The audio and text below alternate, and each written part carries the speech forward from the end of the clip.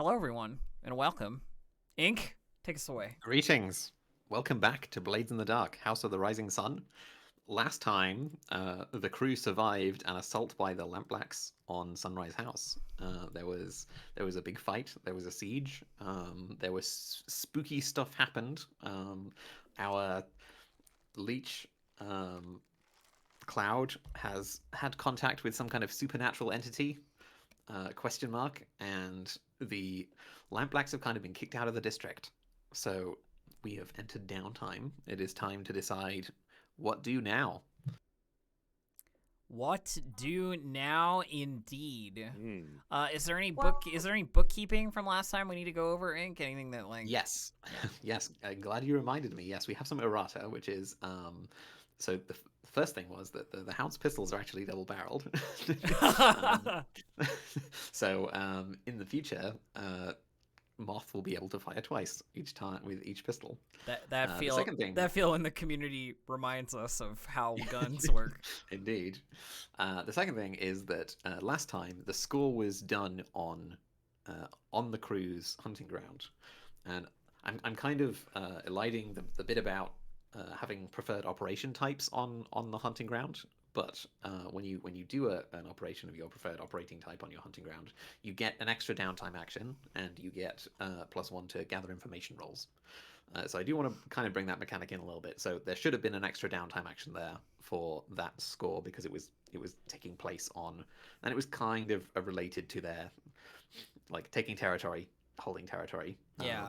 So Cloud spent a coin doing a downtime action. That coin has now been refunded because there should have been an extra downtime So action. this was at 3 when we ended last game. I've put it to 4. So We also discussed last game that the Lampblacks were probably going to back off and like move across the bridge, but I've kind of reconsidered that like they are going to be pretty pissed, and so they are probably going to drop to 3, and the crew is now at war. okay, so we're at war.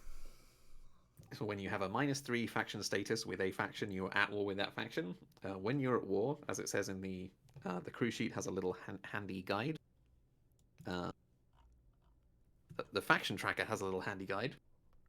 When you're at war, you lose 1 hold temporarily. So the crew is now at tier 0 weak hold, Oh no. which means that you are even more, you are hanging by a thread. You are just before the point at which you will lose control of your base. PCs only get 1 free downtime action instead of 2 each downtime, and you take +1 heat from each score. It also halves the amount of coin you'll get from any coin generating claims. So that is another thing. There are The cut into our downtime actions is huge. It is a resource tax. So there are 3 types of scores. Basically, like the first score is do crime in accordance with your crew type. So like your do crime would be sell drugs. So I want to sell drugs to this person.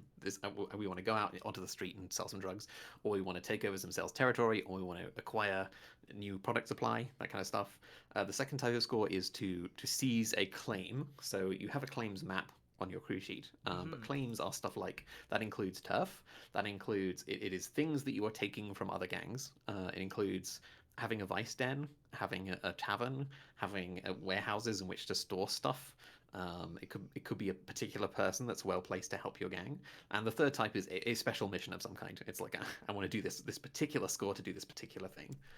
So like if ever you want to do a specific crime, feel free to like put your hand up and be like, hey, should we do this? I mean, I think getting out of this war with the Lampblacks in terms of like kneecapping the Lampblacks is probably a priority now. You know, given the situation. We're on this like big open map to show just like the red sashes have taken over the Lampblacks holdings there on the shore. Oh yeah, I On see. the shore of the Dusk. And the Lampblacks have retreated to Taffeta Bridge, which is the bridge between is the main conduit between Silkshore and the rest of the city. And they are now holding that bridge. It's almost checkpointed. Okay. The Bluecoats wouldn't let them checkpoint it entirely, but like you will have trouble getting over that bridge to do your stuff. You are almost cut off, which is making things difficult. Like it will make Moth's Moth's Vice very difficult Very because just difficult. walking no. into walking into Crow's Foot means that you're walking across that bridge and there is Yeah. a lampblack there. Of course. Okay, all right. Well, Is there I'll anything anyone wants to do particularly right now as we go into as we you'll go have into our downtime. your one you will have one free. Well, that you and the have other thing is that not full of coin. we all have several pockets full of coins, so it's not as bad. We're just gonna have to spend some resources if we want to, you know. Does anyone want to squirrel away some of that coin to improve your stash? Not at the moment. I think I'll have to wait and see. Yeah. I definitely have Cloud is feeling very stressed out and very battered, so they're looking after their creature comforts as opposed to investing in their future creature comforts. The crew, also on the like in your little objectives tracker, the crew has bodies to dispose of. We kind of touched on this last time, but is there a particular way you would like to dispose of these bodies? The spirit wardens have arrived. They arrived and took away some of them. There was obviously there's a battle. The cops probably came, but you also have like an entire room full of corpses they're hollow corpses without ghosts. Fully arranged in a spy overall. Yeah, and they've been dismembered horribly, and like they were artfully arranged by some kind of creature. Yeah, it's not great. Cloud's just going to ignore them. Cloud's going to Yeah, pretend they don't exist. So, Moth or Ruby, Great. feel free. Oh, well, you know. My move as Ruby would probably be just to dump them in the canal. Yeah, the canal is the traditional way to get rid of bodies. Yeah. It is almost the gondoliers. One of the reasons for the gondoliers' existence in the first place is that so many bodies get dumped in the canals that the canals are full of ghosts. My therefore... my other thought is to ask Madame Teslin if there is anyone who could use or we could make some coin off of selling dead meat. You know what I mean? Like it's dead people. Somebody might need it for something. I don't know what for, because I'm not a spooky corpse thief or like a wizard or anything. You know what I mean? I'm not doing whisper stuff right now, so I can't. That is the kind Do of me a thing... favor and do not sell them to Eckerd. Okay? Do not. No. That is the kind of thing you can like gather information on. So I think that's what I would do. That'll be my downtime action then. Gathering information on who could use a dozen dismembered corpses. Oh my god. Well, Cloud has specifically told you someone who could, and also said, please don't. But Yeah, So- 'cause- whether you ignore Cloud or not is up to you. If you look at the crew's XP trigger, it includes execute clandestine covert sales. The hawkers are all about selling this stuff. counts. People are stuff. These corpses are a business opportunity in Ruby's eyes. Yeah. She's I think like the scene fades in of her like standing in this room full of artfully arranged corpses, you know. And of course Cloud has already decided to ignore them, so it's probably like you see Cloud like walk past in the hall or something, you know, like completely ignoring them. And she looks contemplative over this pattern. And then sort of turns and heads down the hall and like goes into the main room and says, "We don't get rid of those soon. They're gonna stink the place up."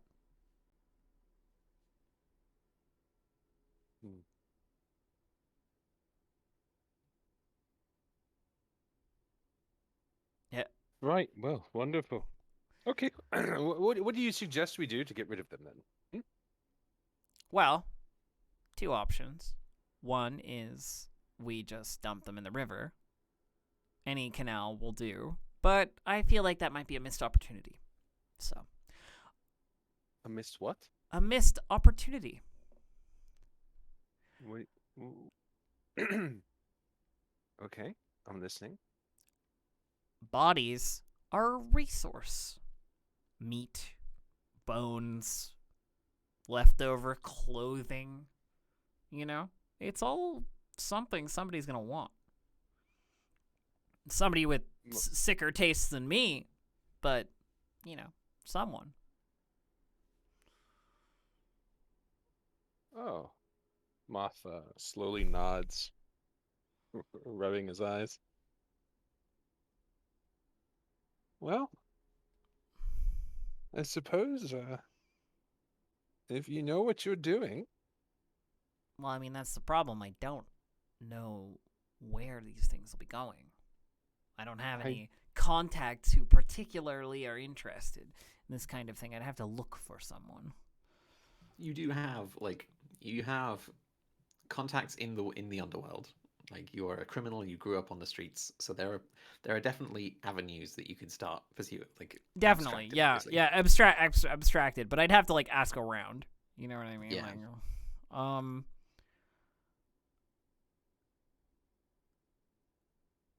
well, I suppose if you need help, I'm always here for you. I'm just thinking, My- actually, Moth, you're you're away with your little networks and so on. You know, sort of speaking to people and finding things out. So they don't generally. I don't have the lightest touch when it comes to this particular kind of pursuit. If you can Right. find out where I can sell them, I'll sell them. But you'd probably able to be able to find out easier. Moth takes a long, slow breath through his nose. Right, because I just know all of the people who collect bodies. Yep, all right, I'll do it.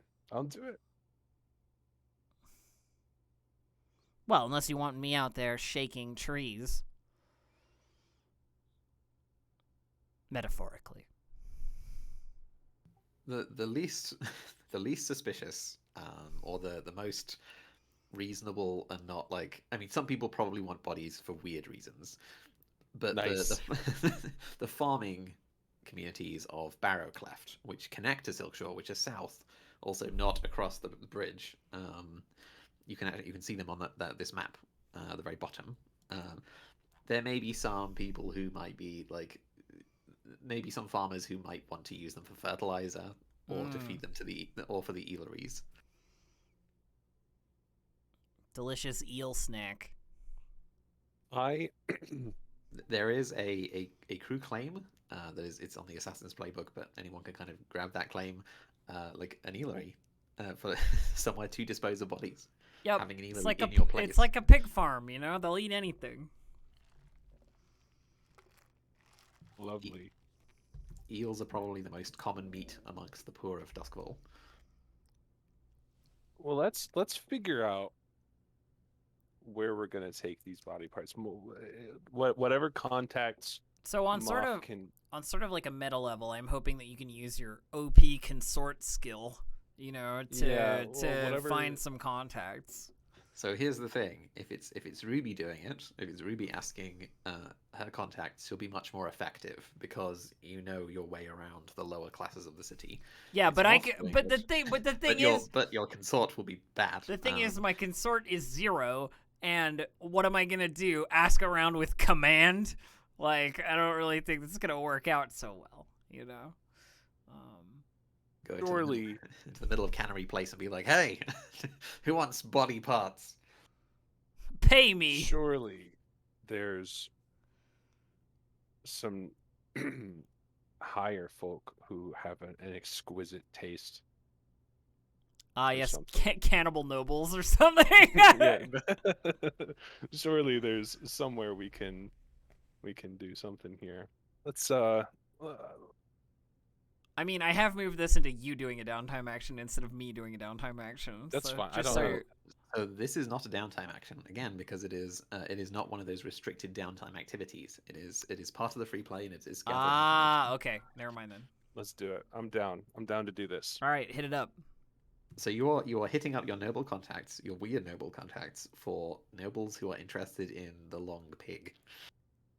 Yes. Or other ways to use Or- dismembered yeah. corpses. There's plenty. I mean, vampires and spooky whisper stuff and whatever. There's plenty of people who want that kind of thing. Yeah, surely people are sick of eating whatever fish or spirit animal. Had enough delicious eel pie. Yeah. Tell me how you're doing this. Paint me a picture. Oh. Oh. I'll come with you. I'll bodyguard you, like, during this, you know. So, like, wherever we go, I'll cover you.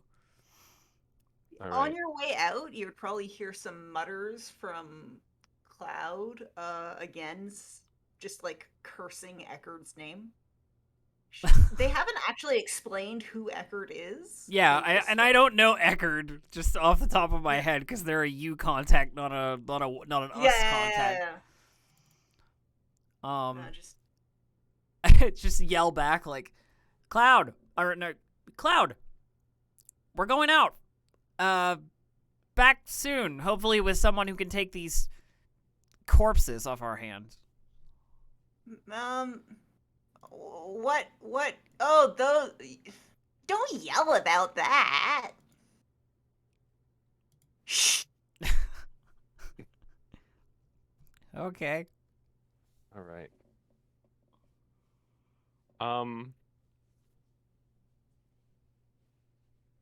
So Moth reaches out to the person that he knows that knows everybody and everything. Okay. Yeah. And the meeting place is an incredibly high class restaurant, or as nice of one as we can get into with the way we look right now.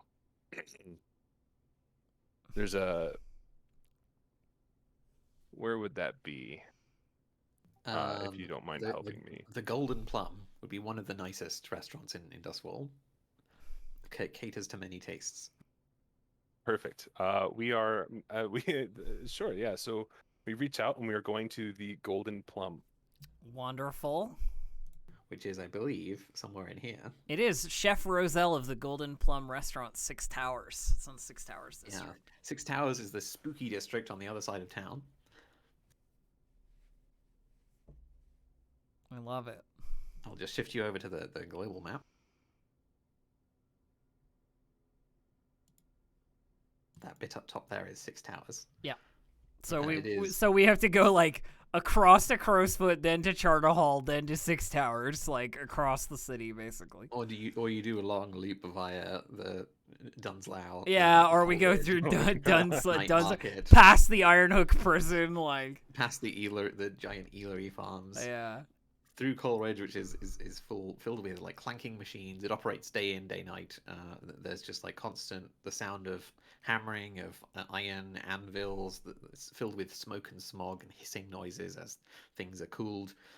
Night Market is a very cosmopolitan district where everything is for sale. There are lots of people wandering around in like kind of carnival, like masquerade masks of all kinds of elaborate. There are all kinds of elaborate people that may or may not be nobles going into various back rooms for all kinds of various pleasures. It is a very it is almost a joyous place. It has uniquely in Duskwall. It has a middle class, and then 6 Towers is a crumbling, tumble down district that at one point was very rich and now is like you can imagine the tumbleweed slowly blowing across the night. It's very it's very abandoned. There are vast mansions that are just left to rot. So I'm imagining like Detroit. Yeah. There are some nobles that still live there. One of which is a vampire. Sweet. Well, and as with any space in Duskwall, right? Like it's still claimed. It's just kind of grimly claimed. Okay, so we head to the Golden Plum, which is a nice upscale place. why don't you paint us a word picture about the golden plum as well, Fabi, since it's your Yeah. As soon as you step in, uh, you are hit with this lavish, velvety purple, and uh, these all the tablecloths are this like gorgeous, rich purple velvet color. There's this gold trim on everything. People in incredibly nice clothing everywhere with golden and purple like towels or napkins on their arms to guide you to the tables, and the wait staff is just you know slicked back hair, nice pressed collars. Everything is just top notch. The silverware it all has finery on it. There's jewels and It things makes me on it everything. makes me think like maybe because of the district that it's in, it makes me think that maybe it's like very upscale but like slightly run down as well. You've got that like everything's like it's like when you go into a restaurant and it looks like it was good for the 80s. You know what I mean Yeah. or whatever, It'll like also be sort the of a the vibe. the exterior is very run down, and then when you go Yeah. into it, it's very well done out. It's like one of those like the gentrifying of um like a piece of the noble district that's just kind of slotted in here. Yeah. When you get the side glance into the kitchen or into the back rooms, it's very obvious that only the main dining area is nice. As wait staff come and go, and as you can see, beyond some of these doorways, these back rooms are just not lavish, or even the walls aren't even like painted or nice. So are we meeting with the chef? Like Chef Rozelle, like the vice purveyor that would be here if you were a luxury person. Do you know them somehow? Like does Moth know them somehow? I mean, I'm asking DM questions, but I mean, is Chef Rozelle the one that you're meeting with? Yeah. Is this the? Do you want to make me the like the consort consort role role. to, Yeah. to figure out like what level you're aiming at here? Yeah. Like, is it the Chef Rozelle wants some human meat for some?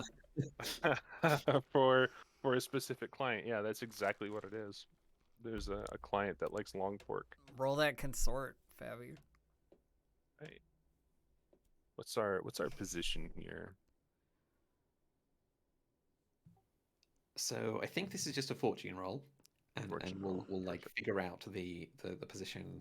We'll figure out possible consequences later. Like While we're sitting here, yeah. this will just tell you this will tell us like how much you're getting out of this, right? Like Okay, perfect. Hey. perfect. Yeah. Hey. So yeah, well, your contacts have got you access to the golden plum. This is indeed setting up for a sale, right? Like, in fact, this is a score. So I mean, feel free to do your downtime actions now and or in flashback, Yeah. Okay. and then we'll just We'll make I this come would a back very to this. very small score. Yeah. I would like to have Cloud start singing some lullabies to their burb. Yeah, burb. Um Is it a particular lullaby? I think in this case there are no lyrics to it, but it is Cloud's kind of confused by like the whole like their experience with the mirrors and And all of that shit. Yeah. and the bodies and the loss of memory and seeing Loria again and speaking with Loria and the skin disappearing that had the arcane tattoos on it. It's just all a bit much. So Cloud's trying to And last time the bird kind of healed you. yeah, yeah. And Cloud's also very bruised because they got crushed by their own trap and thrown across the room and all sorts of bad things. So they are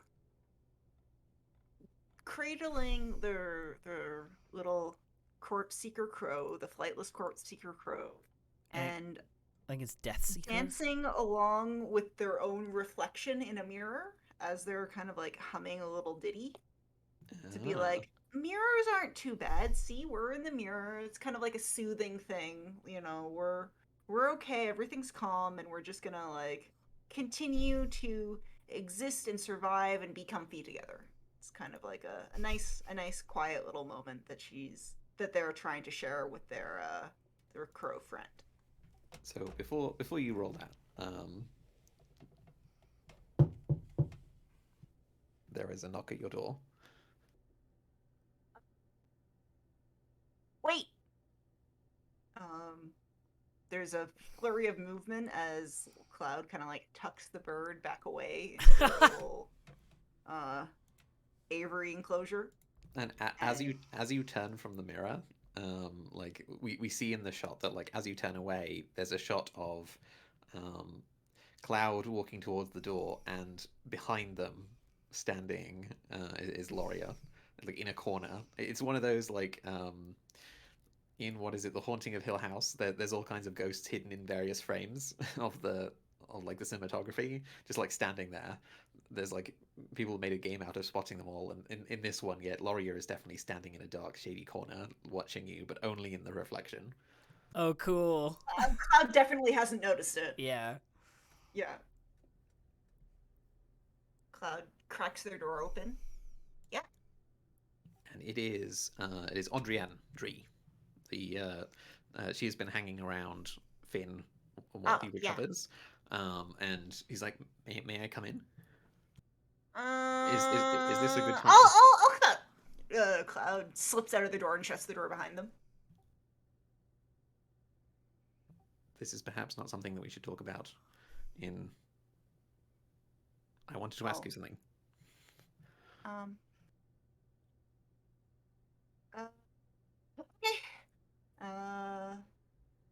Cloud clearly is very reluctant about this, but they can't think of a better, like, a comeback other than just, like, open the door and go into their room.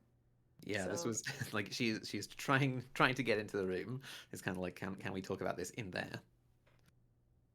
Yeah. All right. Well, yeses, they don't really have the social skills to refuse. Yeah.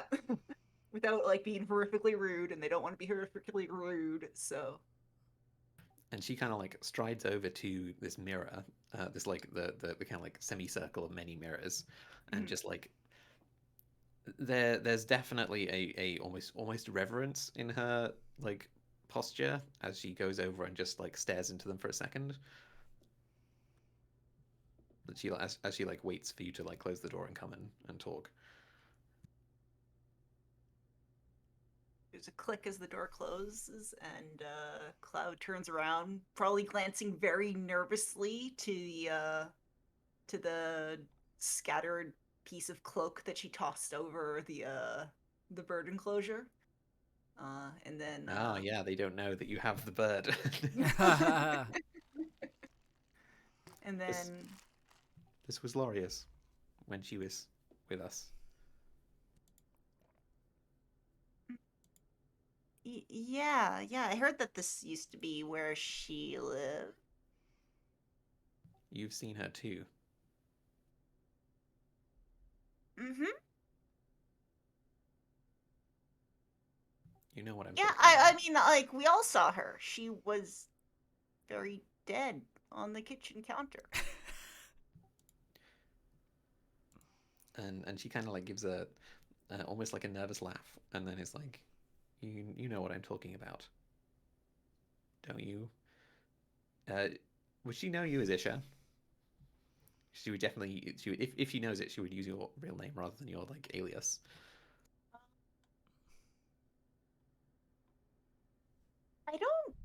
I don't know that Cloud has Given. It probably wouldn't be a secret. Yeah. Yeah. Like, I think probably at some point, we could probably like flashback further to like when Moth was trying to call Cloud Isha, and Cloud's like, "That's not my name. Like, we're trying to be cool here. Don't call me my name." Cool criminal peoples. Yeah. Yeah, so I don't. Yeah, it'd be easy. Like it probably had slipped out a few times over the time.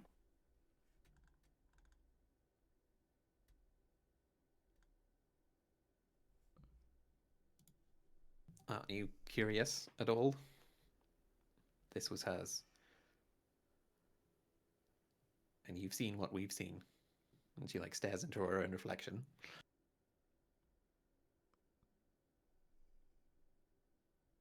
I am curious. Cloud is trying very carefully not to like break the terms of secrecy. Ah, yeah. You need not hold your tongue around me, around me, and I'm looking for a gender-neutral sibling. You need not hold your tongue around me, sibling.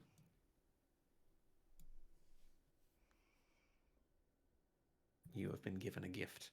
I can feel it within you. And she like, I guess like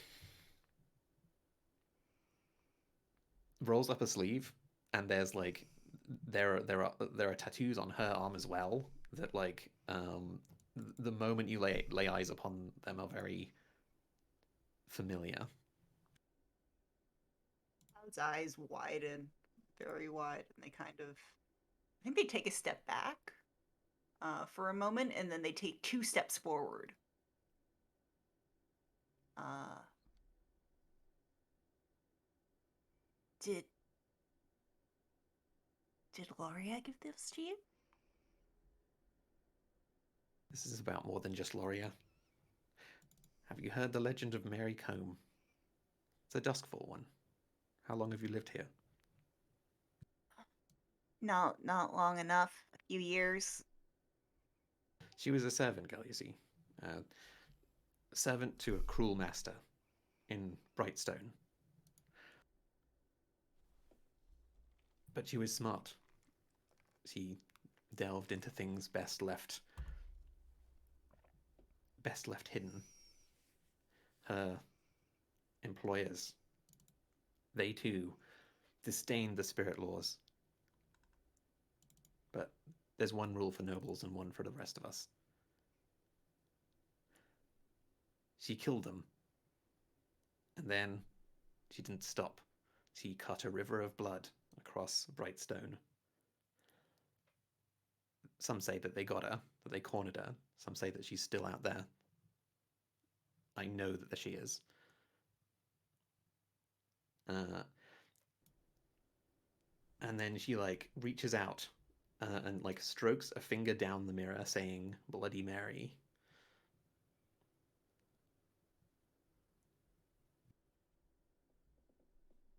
At this point, And as she says the words "Bloody Mary," it like it rings weirdly in your ears. Like there's like a kind of distorted echo to it. what are you doing? You have been touched by her too.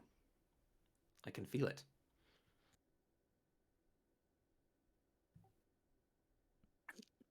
She is the one you sense. It was her then, not Loria, who Loria was spoke one to of me. Loria was one of hers, and she turned, and so am I.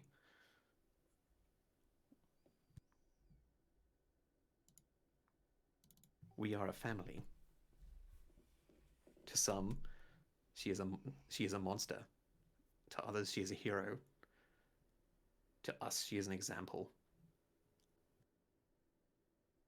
She's going like full on, like full on sort of the sort of like innocent mink facade kind of drops away just a little bit as she goes full on cult leader towards you. There is like this intense this intensity in her eyes as she like speaks of her venerated, like it's not quite a god, but like you can tell that she worships Bloody Mary, the this like some kind of serial killer that and yeah that like she she was a maid. She killed her employers, and then she explains that like, but she found a way to persist after death. I really like it here, and I just want to get along, and that's all. I don't want to. You're talking about things that I haven't really thought much about, so I don't really know what to say. But I know that I I don't want the opposite of what you want, right? She nods, and just is like is kind of getting the measure of you. If you don't want her to just like read you at this point, then resist. Otherwise, she will just like she will stare into your soul and like discern what you feel about this whole thing. I don't think Cloud would resist. I think they're very overwhelmed and nervous at this point. Like someone has come into their space and Yeah. is saying like invoking strange powers, and Cloud kind of feels like, all right, well, being genuine saved my life last time, so let's do it again. And Dree explains that like minking is a dangerous profession, right? Like being not having the protection of a brothel, being on the street. Many like some minks like are reputed, and it is almost a stereotype, not quite, to turn to darker things for protection. So there are canonically like lots of sex workers in Duskfall that are possessed by reconciled spirits. That like if you have a ghost in you, a friendly ghost in you, then there is a second person that is able to act as a sudden and unexpected defense. This is like Bloody Mary is like is one of the patrons of like she said that like our sisterhood, the families everywhere, like mainly amongst, but like it is out there, and Dree is just being like, this thing exists. Her name is Bloody Mary. Welcome to the family. And then she like is like, you can talk to me. Basically, like you can talk to me without violating your magical NDA, and then leaves.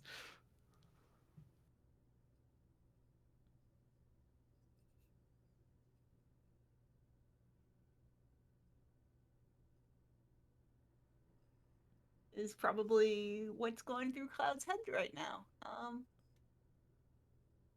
I think we missed. They're going to be some- processing that for some time, and I think like as the camera kind of like And pans out, and the not devil's bargain here is that you can get help on your downtime roll if you're being helped by a friend or contact.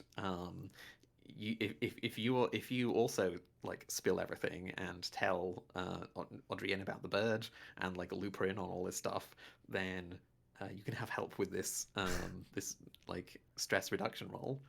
If you make a friend, like this is like the devil's bargain, make a friend. yeah, Cloud would do that. Cloud and their many friends. Yeah. So as the woman's just about to leave, Cloud just kind of like grits their teeth and says, wait. Yes. I want to introduce you to Felix.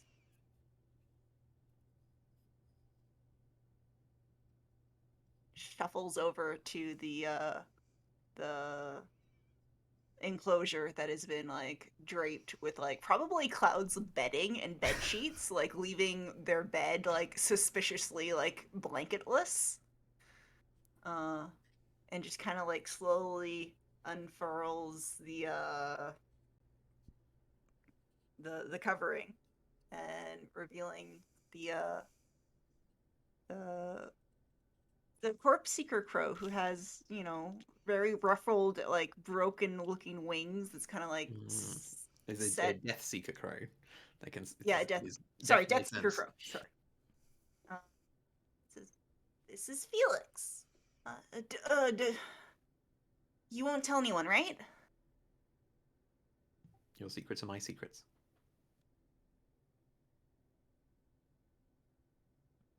great. She has a purpose for you.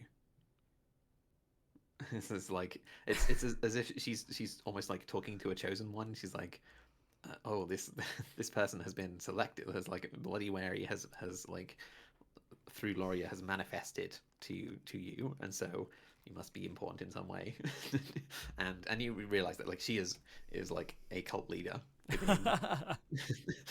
she is a like one of the many cultists of Bloody Mary.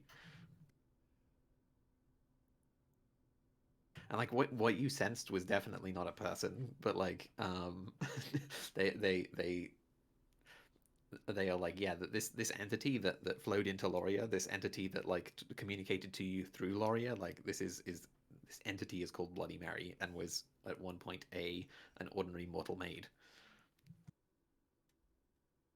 And hence all of the mirrors and the saying of her name into the mirrors, and hence the like this is part of the ritual worship. Like this is also like sacred ground for her. This is where Loria, like you get the sense that she has almost inherited the cult from Loria. That she was presumably the Dree before this. Yeah.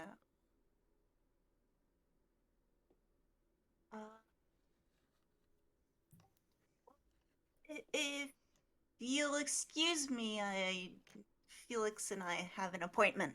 Of course, and like I guess if you've taken this deal that like again with the deals, but like over the next few weeks, she'll like come to you with there's like a book on it's presumably been pilfered from some either a noble bookshelf or some like the Charter Hall University Library or something, or by a naturalist on the Deathseeker crows. It's like it's not restricted, but it's uncommon. It's like a treatise on their particular magical species. And it has all kinds of anatomical diagrams. It doesn't tell you like enormously like an enormous amount beyond what you already know, but like it is that she provides it as a gift for her new her new cultist. That is a very, very Cloud exciting thing to learn more about her friend Felix. Aw, Cloud. Or their friend Felix, yeah. Huh. So yeah, you go ahead and like that's the Right. like, No, stress relief. go ahead and relieve stress. Yeah, relieve stress. So I roll my stash.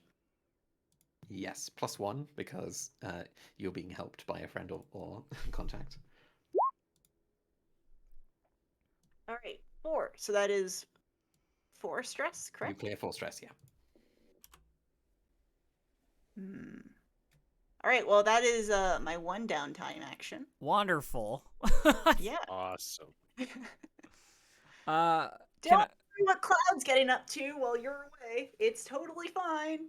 can I do a flashback, Ink? Because we've got like this mini score that's gonna happen, and I'd like to do a downtime action before we do it. Yes, absolutely. I would like to. Time can take place in any order. No, I'm just saying, you know, like that it would be before before we went out to do the Absolutely. the merchanting. I would like to go to the Red Sash Sword Academy. And I would like to try and get my sword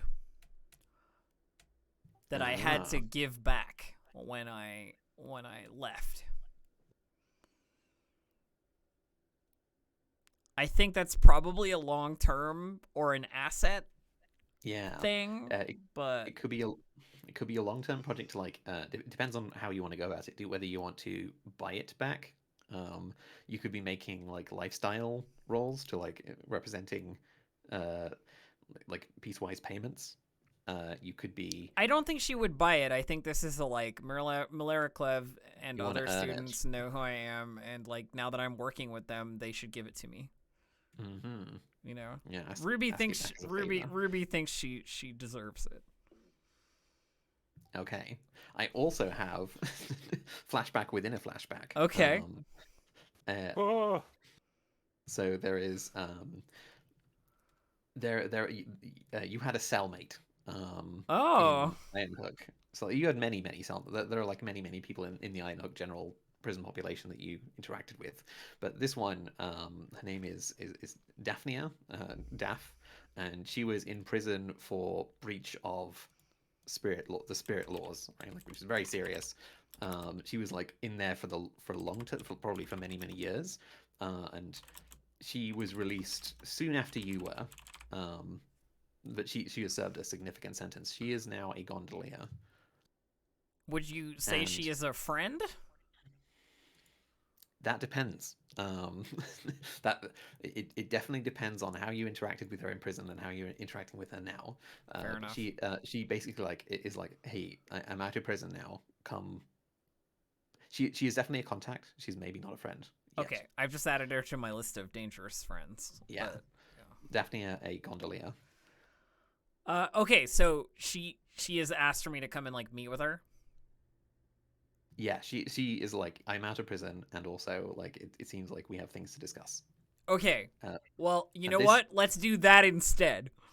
And this could also branch out into a score, but this is all a manifestation of the upcoming entanglement. Wonderful. Okay. Well, then I guess I would go and meet with her. Who else is present? I don't think anyone. I don't think Ruby would bring anyone. Yeah. So this is on another foggy night. Another very it's like a pea soup. You can't see very far, and it's underneath. It's also pouring with rain, and it's underneath a bridge somewhere in Silkshore. And this is just like, yeah, come on, like, come meet me. Yep. Let's set things straight. Ruby's It's like, hey, Ruby's just waiting in the shadows of the bridge, you know, like, And then- for this person to arrive.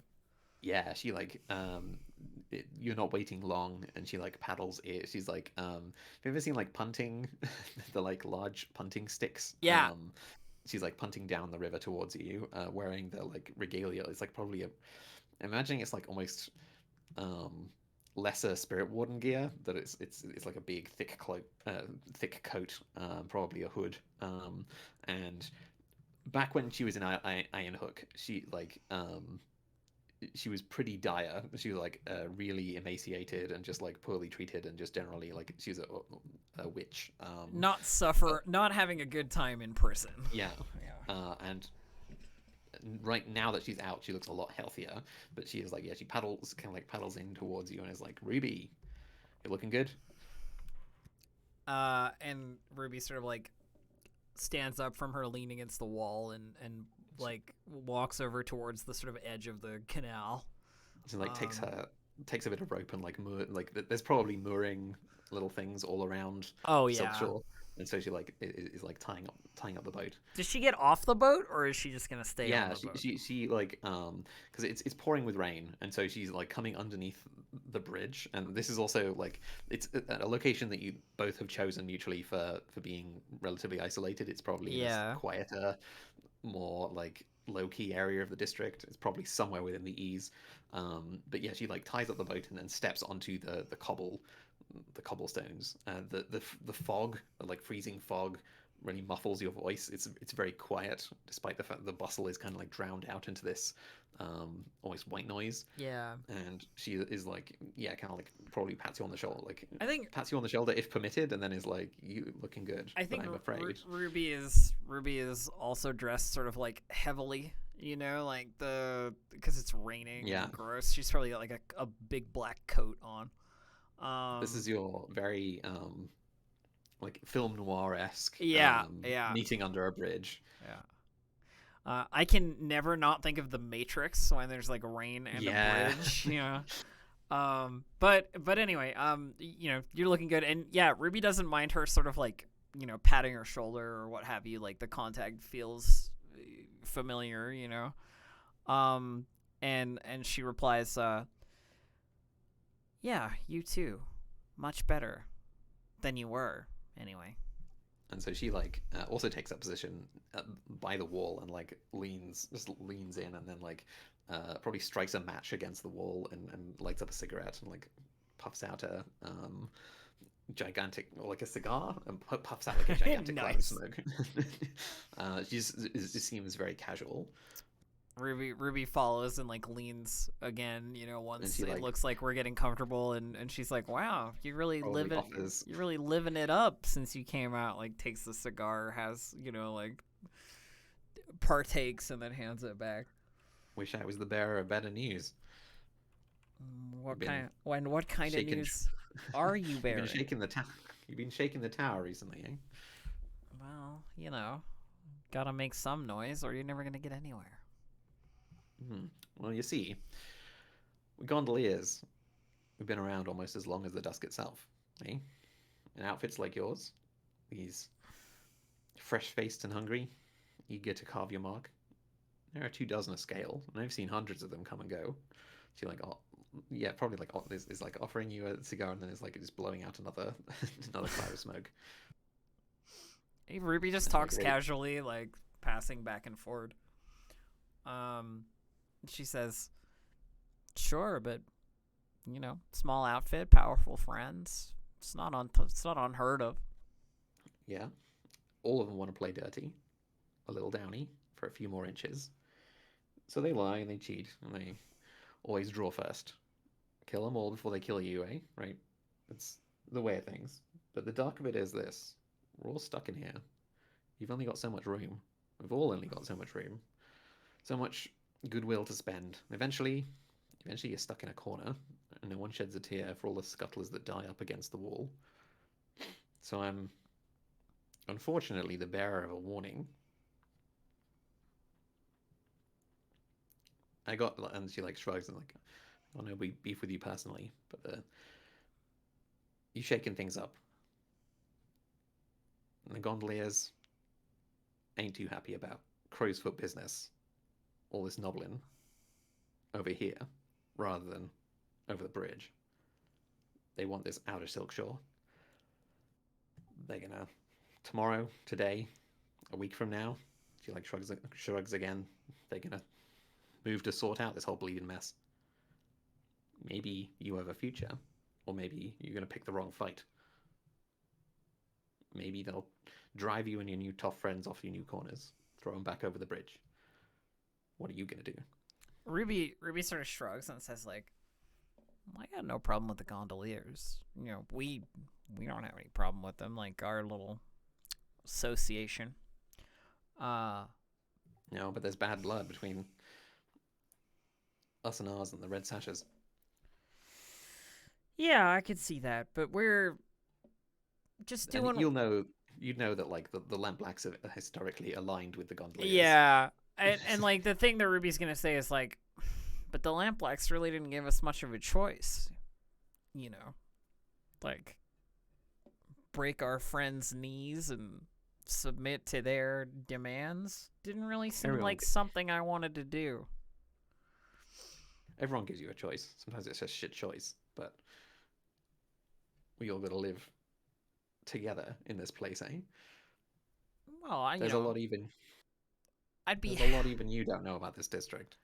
Daff, I'd be happy to offer the gondoliers some kind of remuneration for their troubles, or some sort of bargain.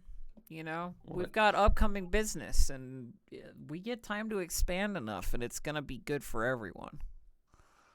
Well, here's what I want. You know what they say about ships and tides and like gestures to the boat, like. Yeah, and like there's like a chuckle and like a yeah. Well, they want to see you cut ties with all this business. With the sashes, with the lampblacks. She like nods. Wow. I know you got a thing going on with them. I know. Take it from me, they won't be as pissed as our folks are if you keep shaking this tower. I'll put in a good word for you, but I'm gonna need your dogs to change track. This is bigger than Crowsfoot. This isn't just about Basho's little crew. Take your friends at the Red Lamp, for instance. More dangerous people than you know. Fingers in many pies, that lass. She ain't the only one. And there's all sorts of rumors that your folks are dancing with devils. So think real careful about this, Ruby. And shove your hand in a snapping eel's mouth. It's gonna take me a little time. If ties need untying. This isn't. So you're saying you'll consider it? I mean, I'll consider any good bargain, Daff. Any good bargain. I mean, me and mine, they're gonna come for the sashes. I know they got a lot invested in you, and I know that they're gonna pull you into this. So what you're saying is don't show up, yeah? My advice is don't fight a war on two fronts. Hey, we can put a word in with the Lampblacks, end this thing, end this feud. But we need you to work with us. I don't know that Hester's gonna be particularly happy about the idea of ending anything. She's got a chip on her shoulder, an absolute mile wide. She was kicked out with her tail between her legs. Oh, I'll have to tell Moth. That's good news. And I mean, she means like kicked out of the district rather than kicked out of the Lampblacks. Yeah. She's over the bridge now. She ain't gonna be back for a little while at least. Everyone's got assholes. Like there's always like bad apples in every kind of thing. So what she's conveying the warning that like the gondoliers are going to come for you, but you can like if you just like let it happen and just like throw up your arms and cut ties with the red sashes, they'll there is a negotiation to be had here. Like this is a manifestation of the show of force, and the gondoliers are basically going to take a claim from you, or they will go to war with you. Okay, when you say claim, you mean like some of our turf, yeah? Yeah, so you have one turf. So we have one sort of like unrepresented turf. It represents the Red Sashes came into the district. They took over the Lampblack stuff, and then you're like basically sharing the Red Sashes corners. The gondoliers want to push back against the Red Sashes and marginalize them in the district. They're going to come for your corners. They're going to just they want to take that turf off of you. They are a tier 3 gang. They are ancient, bigger. Yeah. They are a lot bigger, even than the Red Sashes and the Lampblacks. I think. And Daphne's warning is basically like, I don't want to see you run headfirst into the blender here. And there's also this like implied like, hey, there's stuff going on here that you don't know about. I think what Ruby says is like, Daph, you and me, we've had some times, sort of thing, with like a vague implication of their association in person. But if you tell me that you think I'm in a bad way and things are only going to get worse, then I have no reason not to trust what you tell me. And if you want to, if you folks want to bring the heavy hits down on the sashes, I'm not particularly mad about that. And maybe I don't hear them yelling in time to come and help, or we get caught up with something else. Lord knows we got a lot going on.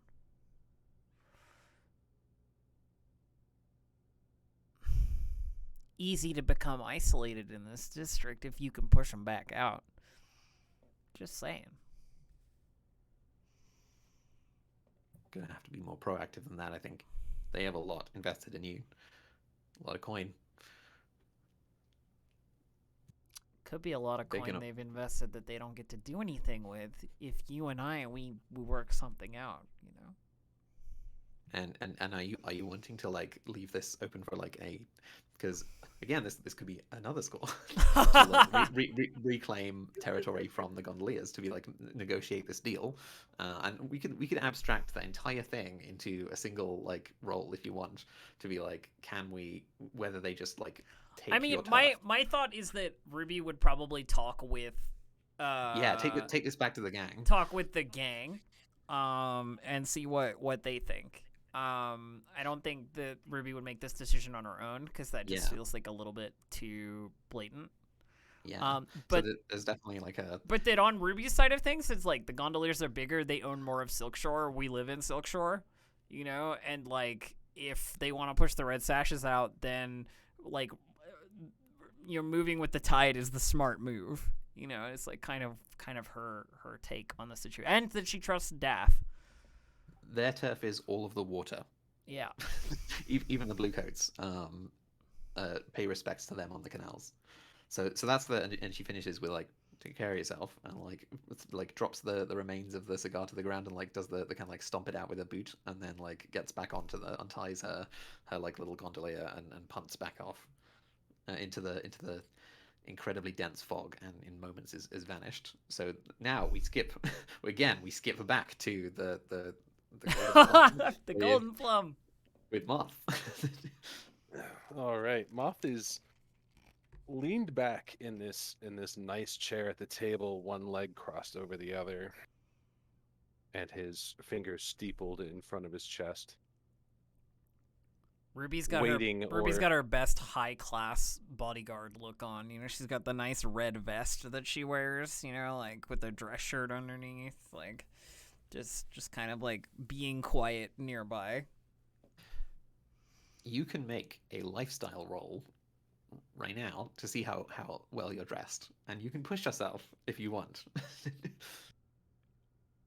You can even help one another if you want to make a lifestyle roll to represent. You asking me to roll lifestyle to see if I'm dressed nice?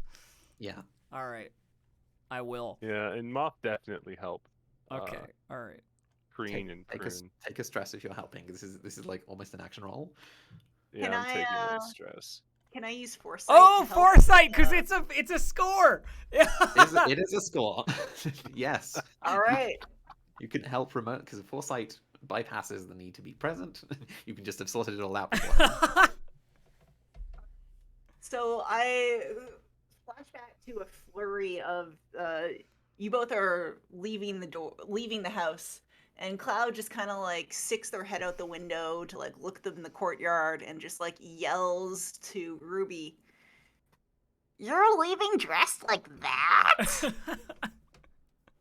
With like utter judgment in their scrappy little like flappy robes and outfit that's totally unsuited. But they come down, they trundle down, and they're like, "All right, 5 minutes, come with me."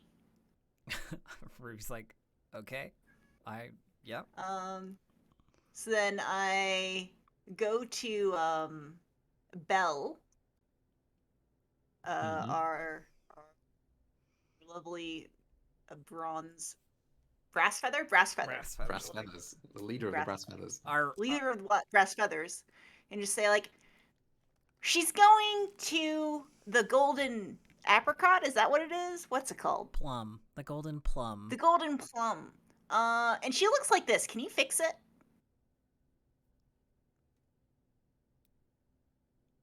Wait, you're getting the mink to do it? She's gonna look very unbodyguardly, I imagine.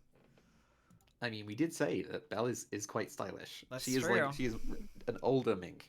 She is like vastly more experienced. She's than the most. mink matron. Yeah, she is like the like the brothel madam without a brothel. Yeah. I'm certain that she's like run clients or prepared girls or Of course. or boys or other minks just for teasing. like similar like Yeah. So I mean, yeah, feel free to get that free help. All right, foresight, free help. I love it. You can push yourself too for my for a second lifestyle. How do I roll my lifestyle again, Ink? What's the button on the sheet? It is the button stash. Oh, the And stash also, button. I should probably offer a devil's bargain here, right? Like You're welcome to do so. I if you have one, I'm more than happy to consider any. One heat for one heat. Whether regardless, you make enough of an impact to be noticed. Oh my god. You know what? You know what? What's our heat at? Sure, I'll do it. Pretty high. Let's do it. I don't even care. Let's do it. All right. So I've got 2 bonus die. Here we Yeah. go. With no stress required, we just take a heat. It's fine. Okay, do I 4! still mark the stress? 4. No, you don't, because you didn't have to help. Because Cloud did a foresight. Indeed. And 4 is a success. Yeah.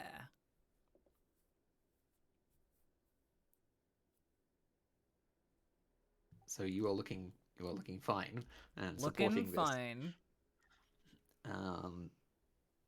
Yeah, I'll just the consequence of this is you have not failed. So that like you've got your intent was to look fancy. You look fancy. But maybe there's like a little bit of a modification in position, making it slightly more dangerous. Certain things will be more dangerous, yeah. Yeah. You've got it. You look stylish, but you don't 100% fit in. It's obvious that you're not. Yeah, I mean stylish in the way that people from the mob are stylish. You know what I mean? Yeah. That's fine. I'm cool with that. It's all right. I'm not gonna take stress to resist that. So tell me, Favi, about Chef Rozelle. Who are they? What do they look like? Chef Rozelle has short cropped blonde hair. They have kind of this really haggard, almost war face on all the time. There's stress creases on like next to their eyes, on their nose, on their forehead. Um, they are always in their like chef's jacket. I'm not trying to describe Gordon Ramsay here, but almost. I'm probably like very like always really red faced, as if they Red- just come from like shouting. their head Just off. finished yelling. Yeah. And they're very stern until they are not working, and then they have this relaxed demeanor, because they are, after all, a very well-known chef, so they do have to be able to schmooze it up with people. Excellent. And we're going with they them pronouns. So it sounds to me also like from the description that there may be a scove. Ooh, yeah, yeah. Chef Rozelle, Skovlander chef, Yeah. and like Rozelle is a name that's been taken from their spouse. Yeah. They are like a very integrated Skovlander. And they were here before all that They- war stuff, you know. Yeah, they serve they like are used to serving the nobility who who gladly use them as like I can't possibly be like Yeah, prejudiced it's against the whole this like remedy. yeah. the Scotland. Yeah, it's the scov friend. Ooh. So you like get to brass tacks, which is fresh cuts of meat. Yeah. What's the pitch, Moth? Well, I've come upon, as you and I have known each other for a while, I've come across some, well, a delicacy of sorts,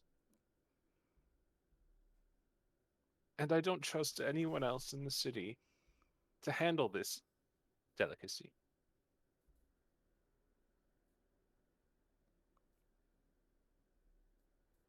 So I want you to take it off our hands, but it's not free.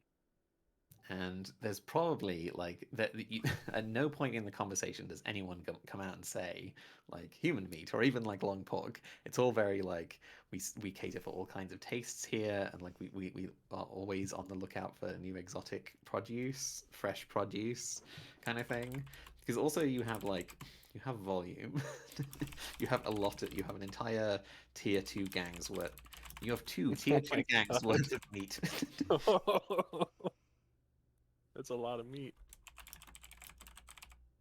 And let me tell you, it would be enough to store in your fridge, freezers, whatever you've got.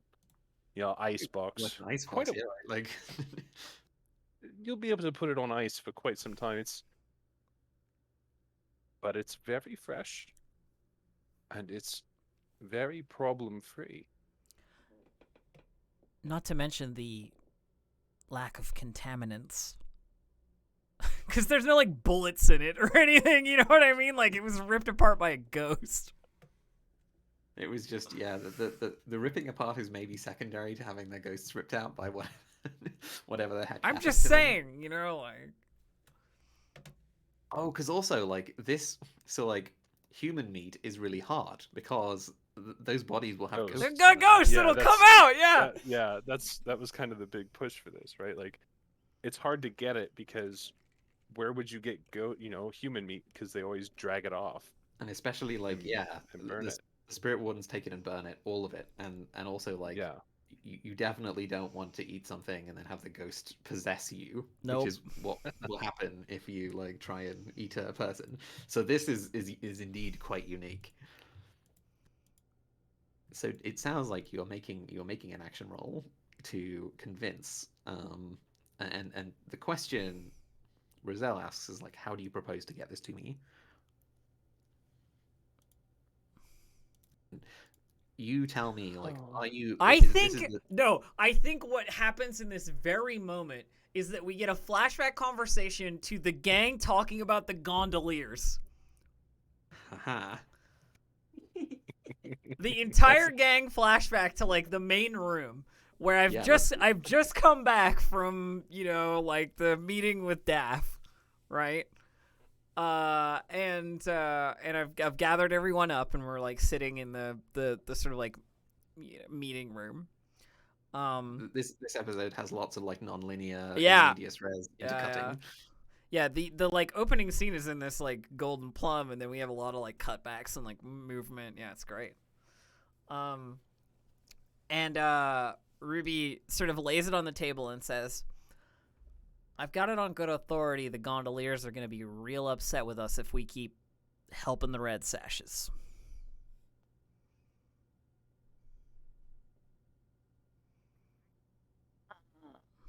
Yep. Why? Well, they don't really get along with the sashes, and they own most of the water, you know? All the water in Silkshore and other places. The business in Crowsfoot has been bad for them. Historically, there's sort of a lampblack associated. Yeah, this is the It's there a is bridge.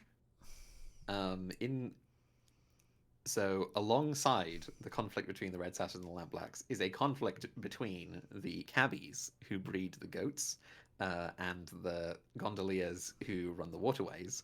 And so the cabbies are traditionally associated with the wealthy, the nobility, and the Red Sashes, and the gondoliers are traditionally associated more with the poor.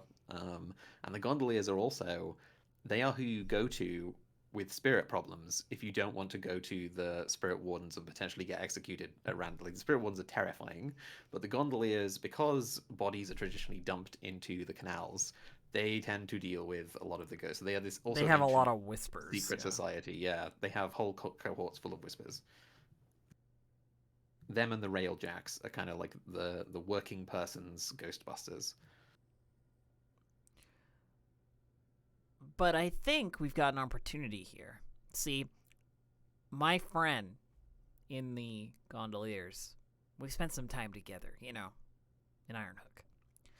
She let me know that we need to do a little bit more for them to prove that, you know, the Red Sashes is just kind of like a convenience thing, and we're going to want to get out from under that thumb eventually anyway. Right? So, my thought is, the bodies. Moth, you said the golden plum? Yes, it did. What if we get the gondoliers a cut of that, if they help us move the merchandise down the waterways? We can have the whole supply just waiting once Chef Rozelle gives us the thumbs up.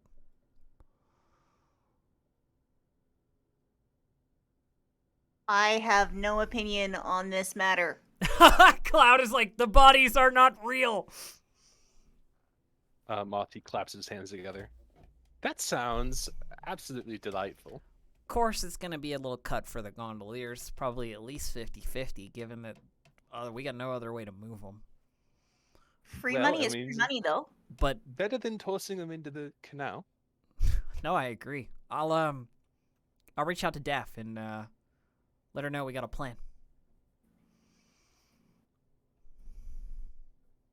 Ruby grins like There- the plan is coming together. Big shark grin. So there will be significant questions from Daff and from the gondoliers in general about like why why have you got a bunch of hollow corpses? I will be Oh, happy to answer them with What- why do you want to get paid a lot of money? And also, these guys attacked us. The Also, what if we just boxed it up and didn't say what it was, other than just Oh, like conceal the actual Meat. goods? Yeah, like that it's just like yeah, supplies. like we're not saying what the meat is. Like no one needs to know what this is. We also might be able to get them to take less if they don't think it's as valuable as like ghostless corpse meat. because I guess you could also hire smuggler. This is a job for a smuggler crew, right? Like Yeah, yeah. But I think this ties a little bow on some of Yeah. the stuff that's going on, you know what I mean? Which is nice.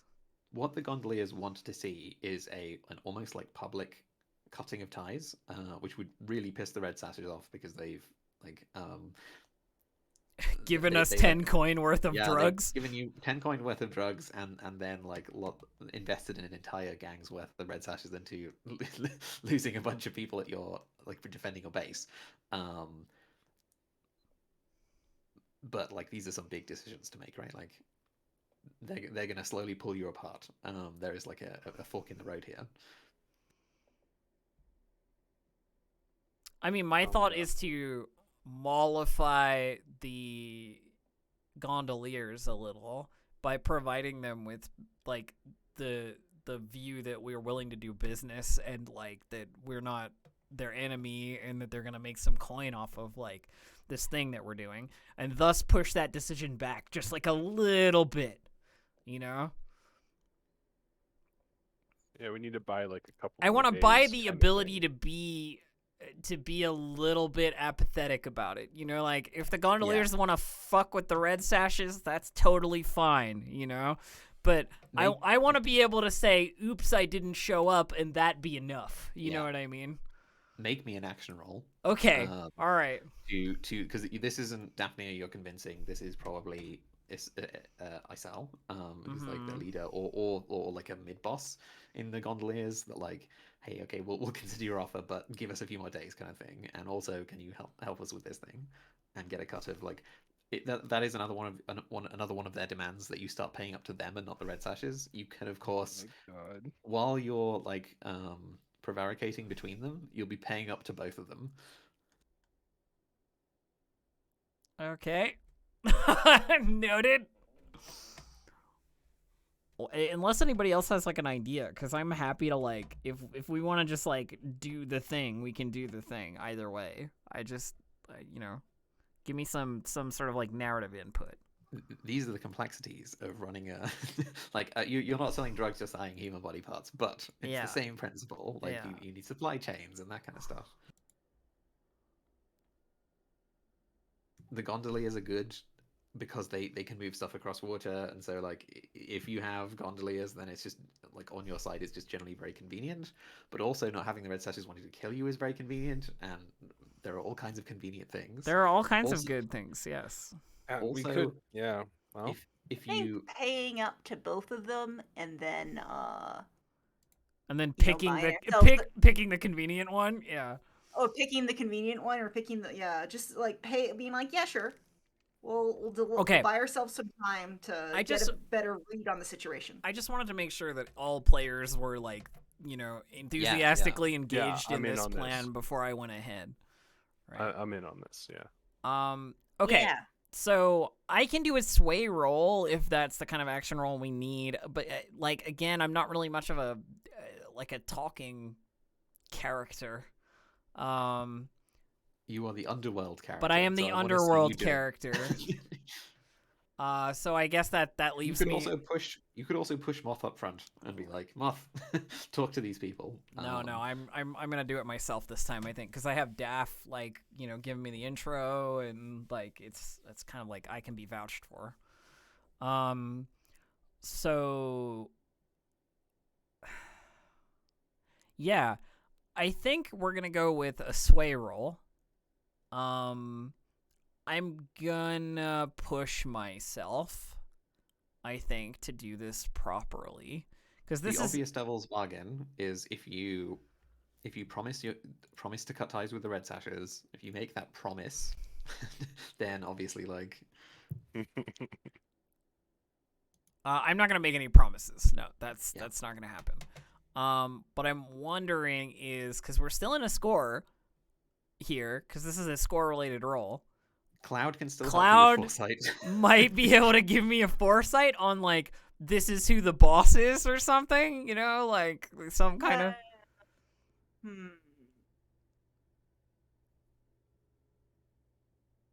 I'm just trying to think of how Cloud might be able to help. Send me Cloud with could like also- a rad gift or I mean, gift some of the drugs, right? Like, Yeah, give us some preliminary bird egg drug.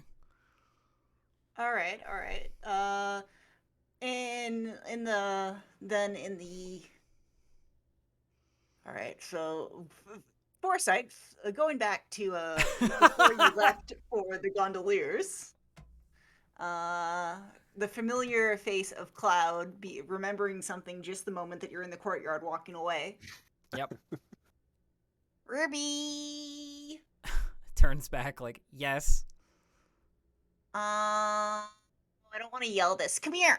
She comes back inside to like meet up with you again. Yeah.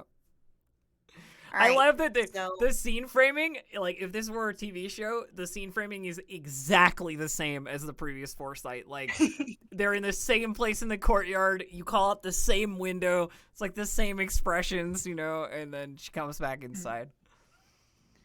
All right. So I was thinking the gondoliers are really good at getting places, and we're having a lot of trouble getting places with, well, the lampblacks and like the talk about street coroners and so on and so forth. So, maybe you can like kind of let them know that it might be like there's potential to work in the future, and you could like not really sure what this is gonna do yet, but it's gonna do something. So you could show them like my prototype if you want. You just give me like a vial full of dust. Yeah, it'd be like I imagine they're kind of packaged in like tiny little like tiny little bundles of wax like around the powder. So it's powder with like a wax around it. so it's exactly like the like wax gunpowder cartridges. Yeah. Okay, cool. And it's like shaped with a bird egg, and this one has like some little designs on the outside to like indicate what batch it is What and stuff like strain that. it is, yeah. Yeah. Okay, I take it and I sort of like nod and tuck it away somewhere safe, and say, "All right, I'll give him the prototype. As long as this isn't your only one, I don't want to be giving away our only." Oh no! I've got a bunch. Well, not a bunch, but Pigeons are starting to lay a eggs. few. Good. Like. Well, I mean, we have some pigeons. We don't have enough to actually like sustain the population yet. Cloud keeps on rambling on and on. If you do not leave, they will keep on rambling. Ruby gives you the like raises her finger and places it on your lips, like step, gesture, and then turns and goes, "I'll be back soon." Or you'll find my corpse floating in a canal somewhere. Either way. And then she goes. Just glares at Ruby as she leaves. So I'm gonna roll sway, for our gondolier situation, Ink. So this can be either desperate standard or risky limited because of the war and the fact that the Well, I know what I'm gonna go for. I see desperate. Oh no. Desperate standard. You give me a desperate option, I'm gonna do it. All right, so I got 2 bonus die. I've got 1 base die for sway. So I got 3 die. We just need above a 3 on that somewhere. Yes. Okay, 5. I'll take it. So they will like the intent here was to convince them to transport this cargo, right? Like they will do it. They also give you they also I wonder if they beat you up and they give an ultimatum. Yeah, we'll take the job. Whack. I mean, Ruby did say you might find my body floating in a canal somewhere. I think, yeah, like part of this is that like walking into the gondoliers, you were -1 with them. They they are going to inflict level 2 harm on you. Yeah. And they are also going to give you the ultimatum, cut ties with the Red Sashes now. Okay. Or we go to war. Okay. However, these are resistible consequences, And I'm gonna resist both of them. and they are social consequences. Getting beat up is a prowess consequence. Inc. Come on. It's a physical consequence, but they're just going to like being more resilient is going to help you. This is a case of like with when you're arrested by the bluecoats on level 0. They're just going to keep going until you're injured, regardless of whether you resist. Okay. All right. So resolve then, I guess. It is an insight. Resist. Oh, an insight. What? Oh, I don't have any insight at all. You could just take the being humiliated and beaten, take a level 2 harm, and then resist the ultimatum. Level 2 harm is really rough. I'm gonna use one of my armor to reduce the effect of the harm. But that doesn't work, does it? Because you said it's like it has to be resisted with social, because they'll just keep going. Yeah, I think you can probably use armor to resist it down to level 1. That's what I'll do. Okay, I'll take a level 1 harm. That's fine. I'm cool with that. Like beat up. And then. And this is also they're venting their frustration that like you've caused a lot of problems. And then I will roll 1 insight resist at 0 die. To resist the ultimatum. Oh my god. 2. So I take 4 stress. But that's fine. I'm still good. I've still got 3 stress before I trauma out a 3rd time. So we have arranged our transport. We've arranged our transport. We are back to the Golden Plum. We are. So this is when you gesture. Yeah, when Moth. Take it away, Moth. Still sitting there with his with one leg and a thigh-high boot crossed over the other, fingers steepled in front of him. Moth was just asked the question, "How will you get this here?" Indeed. Well, Rozelle, we've already taken care of it. In fact, we knew this was going to be such a slam dunk for you that we've already packaged it and brought it all the way here for you. Oh, this is the power move of like it's right here. Yeah, it's actually right here. We have it with us in your like backroom loading dock. Yeah, it's like look out your back door into the canal. There's 4 boats of gondoliers with boxes. So I guess we like cut to like the back room, like inspecting and maybe you've like done it up kind of nicely. Yeah, you know. Inspecting the product and being like, So this is some sort of action roll. This is the like impress Rozelle. This is the crowning roll of the thing. So I like it sounds like what you're planning to do, and like feel free to push back on this if you don't believe that this is an action roll. That there is an action here in that your intent is you want Rozelle to take this deal. You want to seal the deal. So close. Yeah, that that is essentially what we're doing. We've really gone on a limb here and put Rozelle in kind of a bind of this idea that like they've already accepted this. Like we Yeah. were so confident in our actions that we kind of moved as though they had already accepted the deal. And whether or not that, there's an implication there that we're expecting them to pay, So this regardless is of whether or not they actually want. Like this is a lot of this is a more pressured. It's a high pressure selling, right? It's social pressure, yeah, for sure. it's more of a flex. It's like a flex of sorts, right? Like Yeah. they know they can say no, but we kind, I mean, I think we're I think the other thing, right, Favi, is that it's kind of an upsell, right? Because she could have Yeah. said, or they could have said like, yeah, get me some, but we've come with like all of it. You know? we came with And you could have Yeah, been like, pick it up yourselves. Like, yeah, we came with like, because the idea is that this is incredibly rare and it needs to be taken on upon now. It's actionable. it's fresh and it's also convenient. You're selling convenience, you're selling freshness. You're like, we've got it to you right now because you want to refrigerate it immediately, and it's also not like going to you stay don't have that to, way. you don't have to do anything. Like it's Yeah. here right now. All we need to do is Yeah. get paid.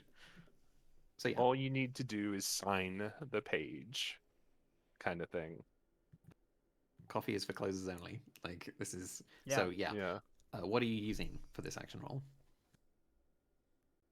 Oh, I want to say consort, but I mean, I think that's The Right, way we is- have defined it is a lot more similar to the way that Sway is that Yeah. consort is a very friendly, like with your contacts. I have an option. We could play this like it's so impressing, it's intimidating. You know what I mean? Like that we're doing like the criminal version of this. You know what I mean? Where it's like you're gonna take this and you're gonna pay us. Then you could use command. Yeah, the highest pressure selling.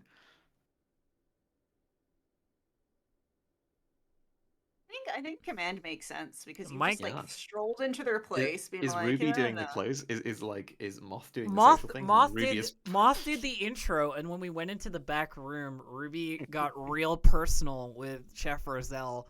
Like suddenly it's mafia time. while the gondoliers were unloading, Ruby's got Chef Rozelle like socially sort of pinned against a wall, and says like, "We brought you all this quality goods, and you're gonna pay us commensurately for the quality goods that we've brought you.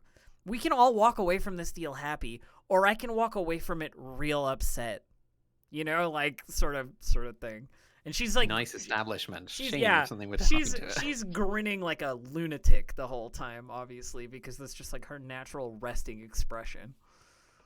So this is bordering into extortion now. Like, Pretty this much, is- yeah. well, it's a very friendly level of extortion, right? The thing is, it's stuff that they would want anyway. It's just that Yeah, we need to it's a sale. Yeah. need to put the pressure, right?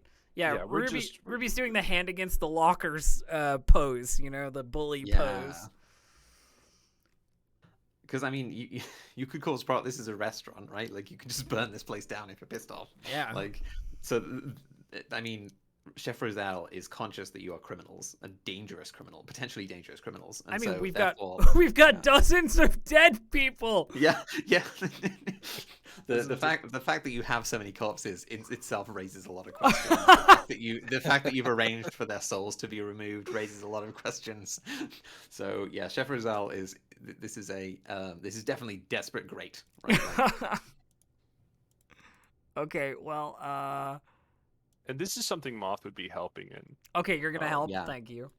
Yeah. this is the consequences here are that like not only is this illegal, this is also supernaturally weird. So like this is something that Rozelle could like run to the spirit wardens and be Okay. like, help. With your assistance, I have 4 die for this. So, fingers crossed. Like Let's get that crit. Come on. Let's see. 6. Yes. Yes. Yeah. So Ruby uses her her stature and Tycherosi weirdness and just general criminal mean and demeanor to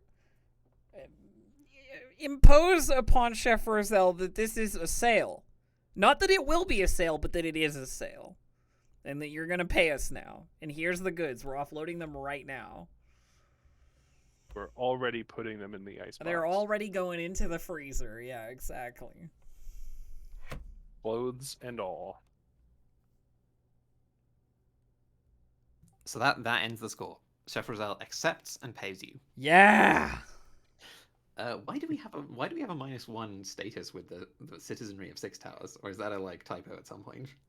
I don't recall. I don't recall us having that. Yeah. So, but this is a score against the citizenry of Six Towers. Yeah. Slash the gondoliers are involved. Everyone involved here is tier 3. So this is so you get. So let's just go straight into I like that we have Also- to back up and do the engagement situation a little bit here to figure out because we just came into a score at random. So you still, you and Moth still have downtime actions unspent from this last downtime because you were going to be going immediately into a second downtime. Oh yeah, okay, all right, yeah, So that works for me. do you want to just quickly burn off some stress? I would like to do a montage of going to Lady Teslin's and the Red Lamp and having a fun, good old time. I don't need to burn off any stress. We don't need to but- get into it too deeply, but that's what I'll use my extra action for. But Moth did Moth go through the rounds to reduce the heat from the. Yeah, good shout. How are you doing that? Oh, he's the minks that are selling drugs in our latest debacle. We've got our minks just kind of playing down how big of a problem it really was, and that really only 2 people died. There was violence, but not as much violence. It was a friendly kind of violence. You're operating via the brass feathers again to be smooth Yeah. things over. Yeah. Okay. Do it. Roll your whatever you're rolling for this. Oh, Seems like consort to me. yeah. It sounds Indeed. like consort to me. That's a fortune roll, right? Yeah. All right.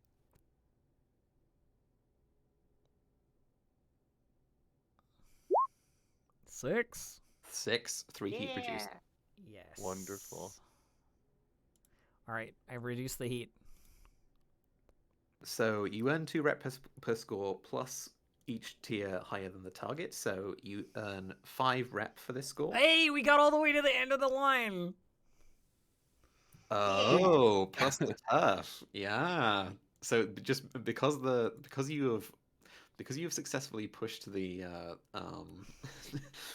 the gondoliers back just a little bit, you can maintain control of that turf for just long enough to level up. It is you click the little. Oh, did it go all the way to the end of the line, Yeah. including the turf? Yeah. Oh, Yeah. okay. So because you maintain control of what turf does is it basically blocks off that box.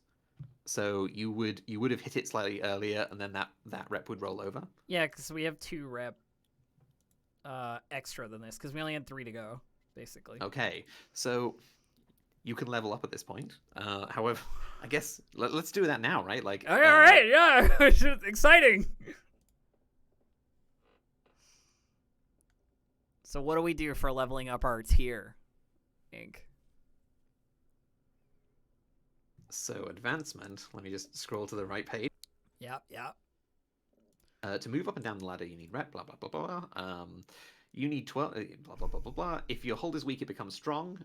If your hold is strong, you can pay to increase your crew tier by 1. So you are currently reduced in tier because of the war, but you are underneath that negative status effect. You are tier 0 strong, Yeah. which means that you can roll over to tier 1 weak. But it will cost coin equal to your new tier times 8. So it cost 8 So- coin. 8 coin. Which is all of our coins. We have 8 You are- coin in Hey. the bank. Yes. However- Yeah, but we need to pay off the gondoliers. But we and- haven't been paid for these corpses score. yet. Yeah, Yeah. this corpse score is Yeah. 8 coin. Because 8. it's a big... Oh, it's 8 coin. Okay. Oh, okay, Right. then yeah, let's do it. Yeah, Okay, let's do we that. we Push pay. this right. Yeah, we pay 8. We go up to tier 1. We get 2 rep towards tier 1 because of the rollover. We then have 8 back in our vault from the corpse selling, and then continue. Tier God, 1. who knew people liked the long pork so much? I mean, it's valuable. So subtract coin equal to your tier plus 1. If you pay, so you're gonna have to pay up to the red sashes and the. However, that entanglement show of force is going to manifest in this next downtime. So you could make a decision right now to avoid that. I'll just set that to one side for now. Okay. Um, Us being tier 1 puts us on slightly more even ground with the sashes. yeah. It also means that your thugs there are now tier 1 thugs. And which Belle means- Morrison is a tier 1 expert. Yeah, she'll roll 2 dice whenever she's doing a thing. We Your like heat. that. So you are at war, which is +1 heat. Okay. The situation didn't happen in hostile turf. For high-profile or well-connected targets, by definition, you sort out a well-connected target. We did, yes. So that's +2 heat. However, it was very smooth and quiet, right? Like It was super nothing easy. happened. So it's just 2 heat. Cool. Basically, the heat reduction negated our heat gain. Yeah. You negated 1 more heat than you earned from this score. Yeah. This was a very straightforward score. Although you did take a bunch of stress resisting that one consequence. Roll entanglements. So roll your wanted level. Someone. Anybody want to do it, or I did shall it I? I'll last do it. time. Oh, Favi. I'll Okay, do you it. do it. It's in the crew. All right. Just click, 0 bonus dice, click yeah. the wanted button. Yeah. Wonderful. Oh, 3. Look at me go. 3. Okay, I know exactly what that's going to be. It is gang trouble or questioning. But yes, okay. So All right. you are now in downtime again. However,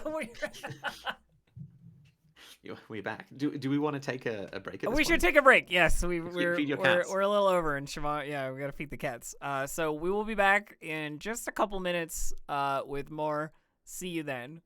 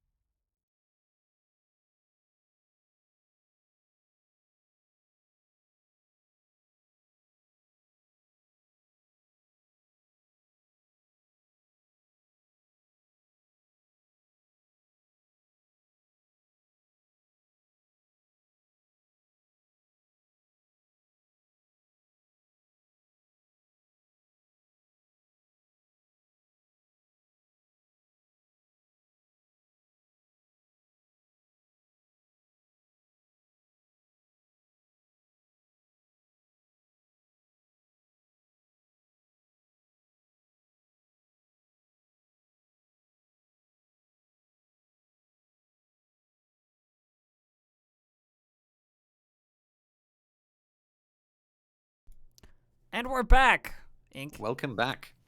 All right. So, the So, gondoliers are going to push this issue. This entanglement manifests, and the mechanical entanglement is let them take your turf or go to war. And they're demanding, it's slightly more complex than the written entanglement. They're demanding that you cut ties with the Red Sashes, let them kick the Red Sashes out of the district. The Red Sashes will be pissed. Otherwise, you're fighting both the Lampblacks and the Gondoliers will both go to war with you. You're currently at war with the Lampblacks. They have thrown in that Daphne will try and negotiate an end to the war with the Lampblacks if you backstab the Red Sashes. However, you will be backstabbing the Red Sashes, and they will definitely not like that, given how much coin that they've invested in them. You will gain a reputation for treachery. And just to underline this point, so Marlowe defected from the Crows to the Lampblacks, and then now he has defected to the Red Sashes again. His charred corpse is discovered in front of the old Lampblack hideout, which is now a Red Sash place, and daubed in his blood over the door and wind at the front door of that safe house is "Go home." I don't think we stabbed the Red Sashes in the back. And this is not the Red Sashes that have done this. This is That's the gondoliers and the lampblacks. This is get out, crow's foot, go home kind of thing. Yeah. I mean, it's just some guys on boats. We can. I assume that's in character, Pappy, or Why not? Yeah. That's well, we're in a meeting about it currently, having Which come makes back. sense from the gondoliers are a lot more aligned with the lower classes. So to Moth, who's the rich Red Sashes versus the Some proletarians. some boaters. So the problem here, as I see it, is reach. The Red Sashes have crow's foot, and they have their sword academy, and they're very fancy. Trust me, I know. I've spent time there. I like it. But they don't have reach. The gondoliers, as we just saw in our previous business dealings, she says, through a slightly wincing expression, she's got some bruises, on her face, from the beating she took making that deal. Which I guess were in the previous scene, but you didn't know why she was beat up, and then, the cutbacks, you know what I mean? Yeah. I mean, it's Ruby. She's always got something going on. Yeah. And she says the issue is reach. The gondoliers can go anywhere. Gondoliers can do anything where there is water, and there is a lot of water in Duskwall. So the Red Sashes do have the Red Sashes' advantage is that they have connections. Yeah. They have connections to the inspectors. A lot of Iruvians end up being inspectors. A lot of Red Sashes are the children of Iruvian nobility. They have connections to the Path of Echoes and to all sorts of really high tier, high society stuff. However, news as of late, which you will have all heard through the criminal grapevine, the Red Sashes have lost the docks. So I did some rolls off camera to see how the war in Crowsfoot is going. It's going badly for the Red Sashes. So they formerly had a chain of high-end drug dens across the docks. They have been kicked out of them entirely. The Red Sashes have seized them. The Lampblacks have seized them all, and they have been pushed back into Crowsfoot. They are losing their holdings. The Crows are also starting to reassert their presence. So, and both of the factions, the Red Sashes and the Lampblacks, are wary of what Crows reasserting their dominance, because the Crows formerly kept them in line, and their sudden loss of control when their leader was assassinated has allowed this war to happen. However, the Red Sashes aren't doing so well in the war, and that's part of why they're taking the gamble on you, and part of why they're taking the gamble on pushing into Silkshore, kicking the Lampblacks out of Silkshore. This represents an opportunity to gain another upper hand in that war. However, you find yourselves at this crossroads with potential implications on the future of the war in Crowsfoot. The potential implication on the future of several large gangs. Yeah. So, the way I see it is that the gondoliers are nice and all, but they're not ever gonna be able to get us Leviathan blood supplies. Like, that's just, like, not what they do. I definitely think Ruby has an expression of like, oh, I didn't think of that. You know, like I hadn't at all thought of that. And Ruby says, but they are a good distribution network for anywhere in the city. They are, but we don't, like, we can't, if we go sell anywhere, we're gonna get more enemies, right? Like, we can't go sell a night market. Even if we could get the product there. We Yeah. also We can't even sell next door. what use is all of this waterways to boat people to sell these drugs of ours if we don't have any to sell? I mean, we So let me get this straight. The two of you are of the opinion that we just stick with our current contender? I mean, they did treat us rather nicely. I got nothing wrong with Malera Clev, but gondoliers are serious business. Just some people on boats. Really nothing to worry about. Just stay away from the canals. Got a canal outside our house, you know, like the back. Yeah, You've chosen the canal-based district. Yeah. yeah, yeah. So I think we got two options if that's the case. We need the Red Sashes to hold more territory. They need to be stronger, which means we need to help them. However we can.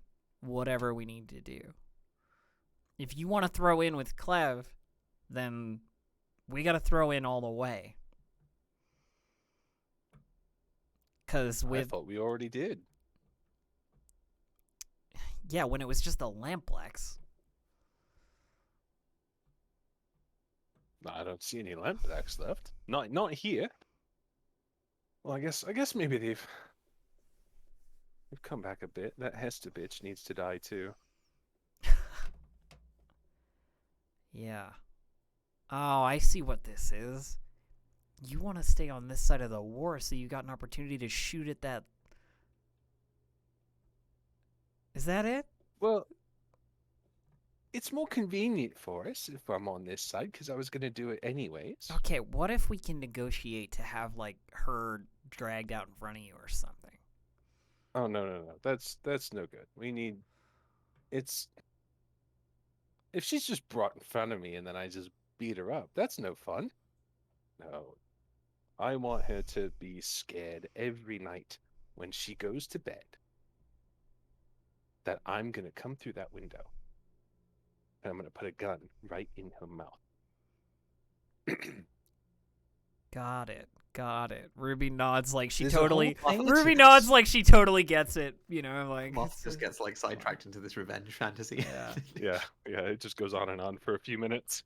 Cloud is just kind of like listening horrified. I think at this point Ruby like turns to Cloud and says, so the sashes are going to be a better contact for Leviathan blood. That's what you're saying. Yeah. And I mean, Moth and I have history, right? Like, it's one thing to like betray, I don't know, like that guy. She points To like a gang member. yeah, that guy. One of your loyal points to- gang members. Yeah. I mean, I wouldn't, but you know, we just met each other. You know, we don't really like. You couldn't. Trying to backpedal. I think Ruby horribly. actually just laughs and like nods like she understands what you're trying to get at, you know? And she says, I've got my own history with the sashes. I don't want to stab them in the back, but I also don't want to die. Well, can't we just do the same thing again and like pretend to say yes to these people, then like tip off the red sashes and ambush them again? Like that worked great last time. We like flash back to Daphne's speech about like playing dirty is just pushing her back further and further against the wall. Yeah, I don't think that's gonna work. But we don't have to say yes. You want to keep going here? You want to try and get the sashes into the district? We can find other friends. I'm sure there are some people here who'd love some extra money in the district. After all, the sashes have got plenty of slugs in their pockets. Ew. Slugs is the coin, the name of the coin. Oh, okay. Silver slugs or silver scales. Yeah. I assume that the difference is whether you're upper or low class.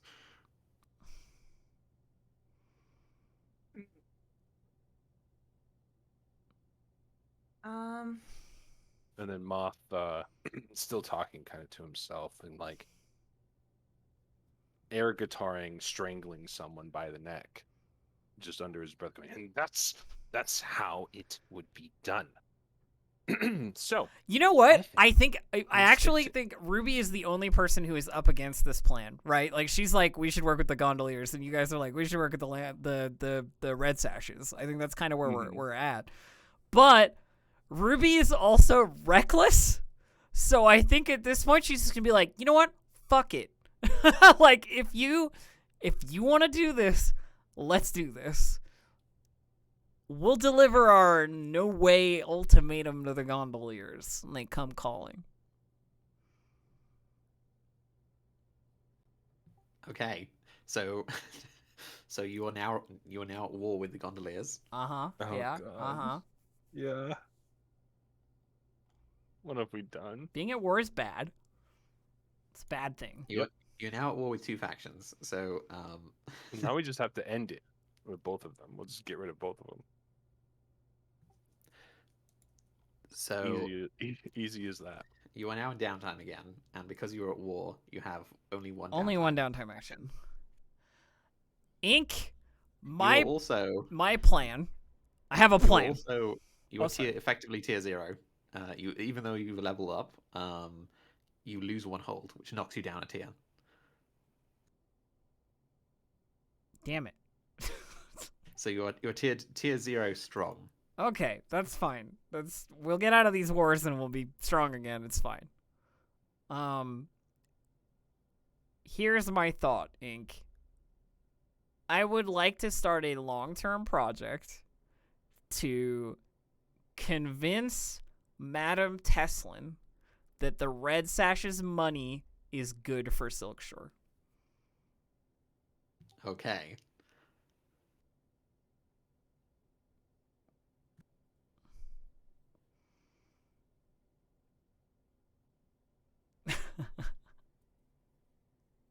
Let me just grab you a clock. Yeah, I love clocks.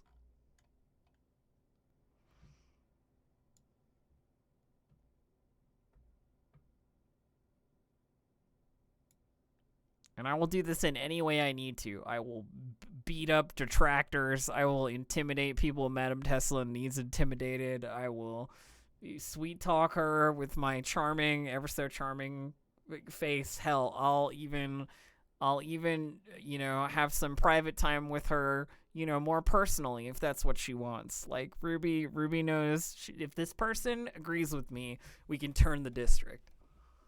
So this is that I've created you a clock. Thank you. We're now in this. It is an 8 clock. Convince Madame Teslin to intervene in this conflict. I love it. And we also flash back to like Daphne telling you about like Madame Teslin is not who she says she is. Which is like, why I'm literally doing this, Yeah. actually. Because Daph gave me the info that Madame Teslin is the linchpin, Mhm. However, and this is amazing. This dovetails lovely with the entanglement we just rolled, which is that the so like to abstract it, the brass feathers have been enforcing, who are also tier 1, they've been enforcing exclusivity. They are like a union, a mink union, and they've been taking corners owned by quote-unquote independent minks that are actually Red Lamp affiliated. In fact, the Red Lamp has... They do it with a very subtle hand, but they have dominance over Vice in the Ease, which is the district you're in. And the minks are stepping on that territory. So certain squabbles over turf have come to blows. And the Red Lamp is framing this as like this big hegemonic union that is like muscling all of these independent workers off their own turf. So now, like that this is the entangled. This manifests. There is a conflict between the Brass Feathers and the Red Lamp. So of course, the Red Lamp, yeah, the Red Lamp would want like the offending minks to be made an example of, or for the crew to spend rep and coin smoothing this out. I will spend coin not to have to discipline the Brass Feathers from my own pocket if I have to.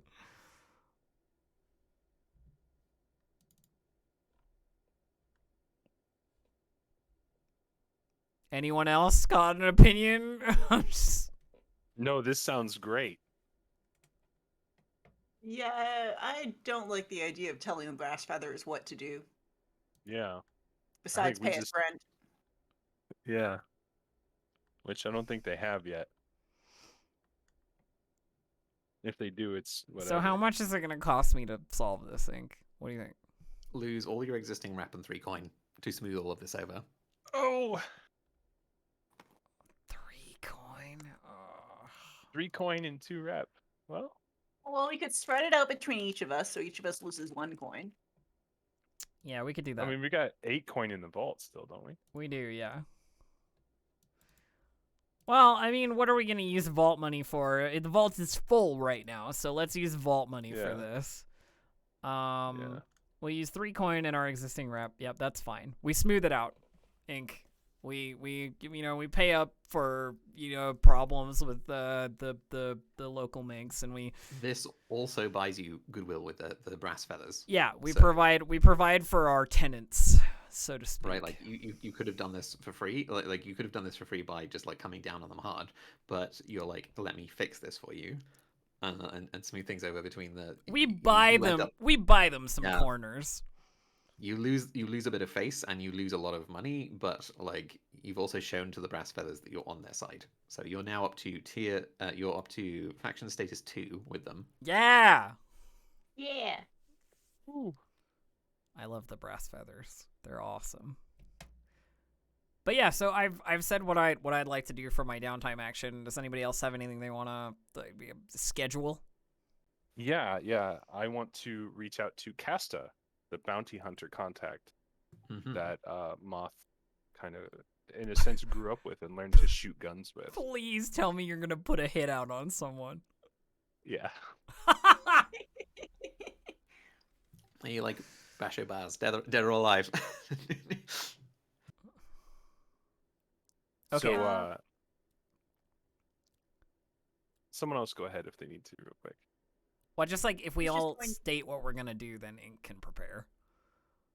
I was going to have Cloud try and fix themselves up because they have 2 level 1 harms, so... Oh, and they can get help from their friends, so it's fine. No, not... Oh, wait, yeah, on Tinker. You'd be using Tinker, so yes, you'd have... So you get +1 die to your healing treatment rolls, and help because of your physical ability, and help from Tinker, and I think... Does the workshop count? Let me see. I'm not sure, yeah.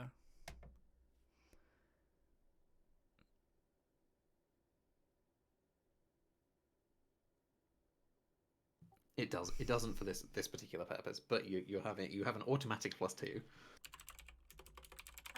Yeah.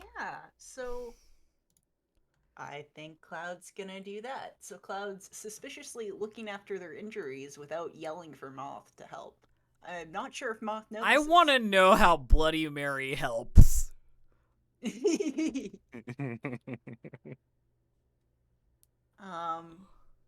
So what I'm imagining is that Cloud kind of retreats to their room to do this, and is like he's trying to be like, I don't need Moth. I can do this myself. And looks in the mirror and tries to like, attach the bandages and stuff like that. And just kind of like when they look away, like maybe they can imagine like someone is like pushing their hand around to like help kind of thing, but when they look back in the mirror they see nothing, but like they can feel it sometimes. Yeah, yeah, that's good stuff. Oh yeah. Uh, We're already drawing upon our creepy new friend. Have to. Have to. yeah. So I'm gonna roll Tinker Fortune roll +2. Hell Indeed. yes. Crit. Critical.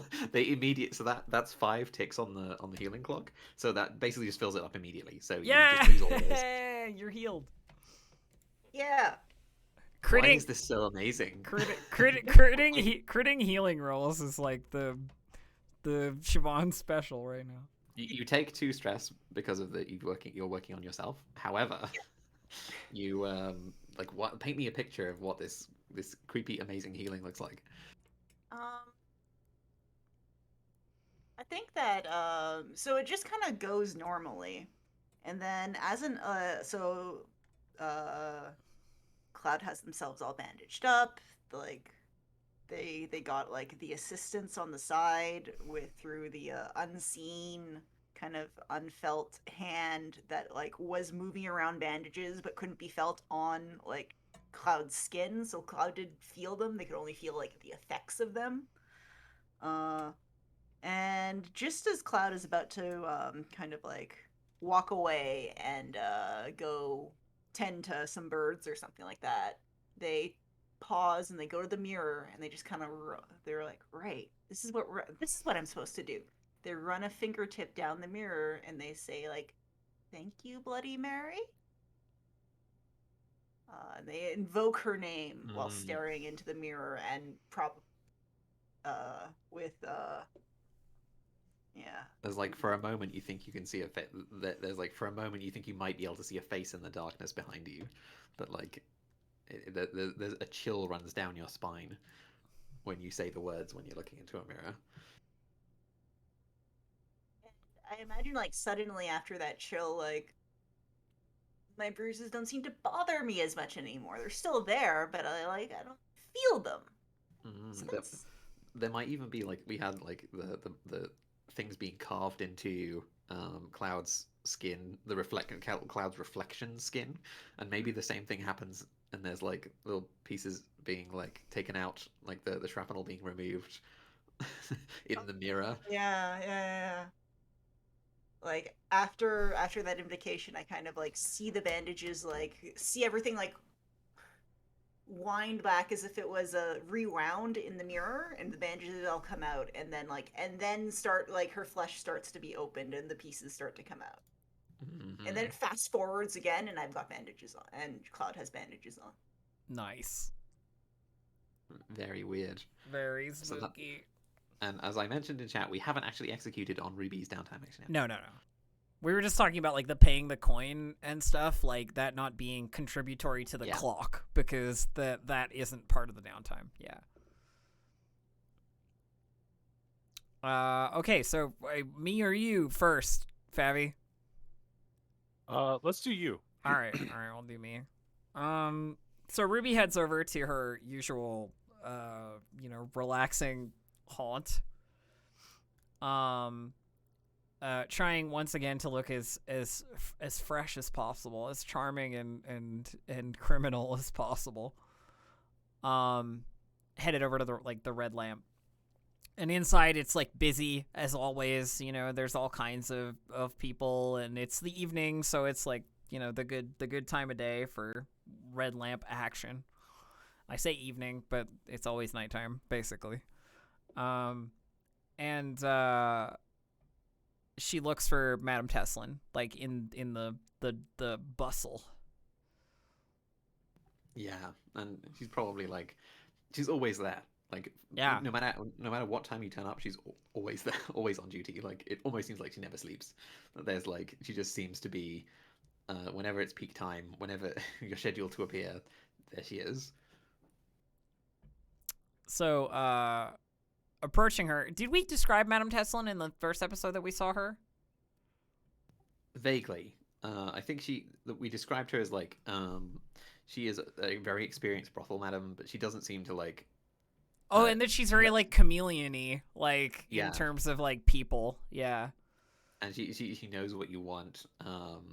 And her age is just like she's one of those people that like she could be 50 years old, Yeah. or she could be like a young adult. It's very difficult to tell, yeah. So once I see her, I sort of like walk up to, you know, the bar where she is, or you know, whatever table she's sort of like dealing with at the moment, and it's sort of very quietly aside say, I was hoping we might be able to talk about some business tonight. I always have time for you, dear. I appreciate you taking This- the time. It's a little more private than main room kind of things.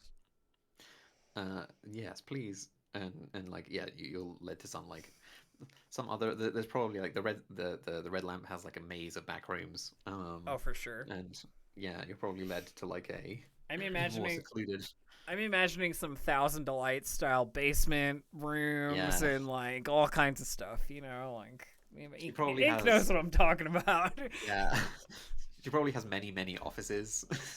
Like you'll go to her office, but like it'll never be the same office twice. Yeah. So where does she take me this time, Ink?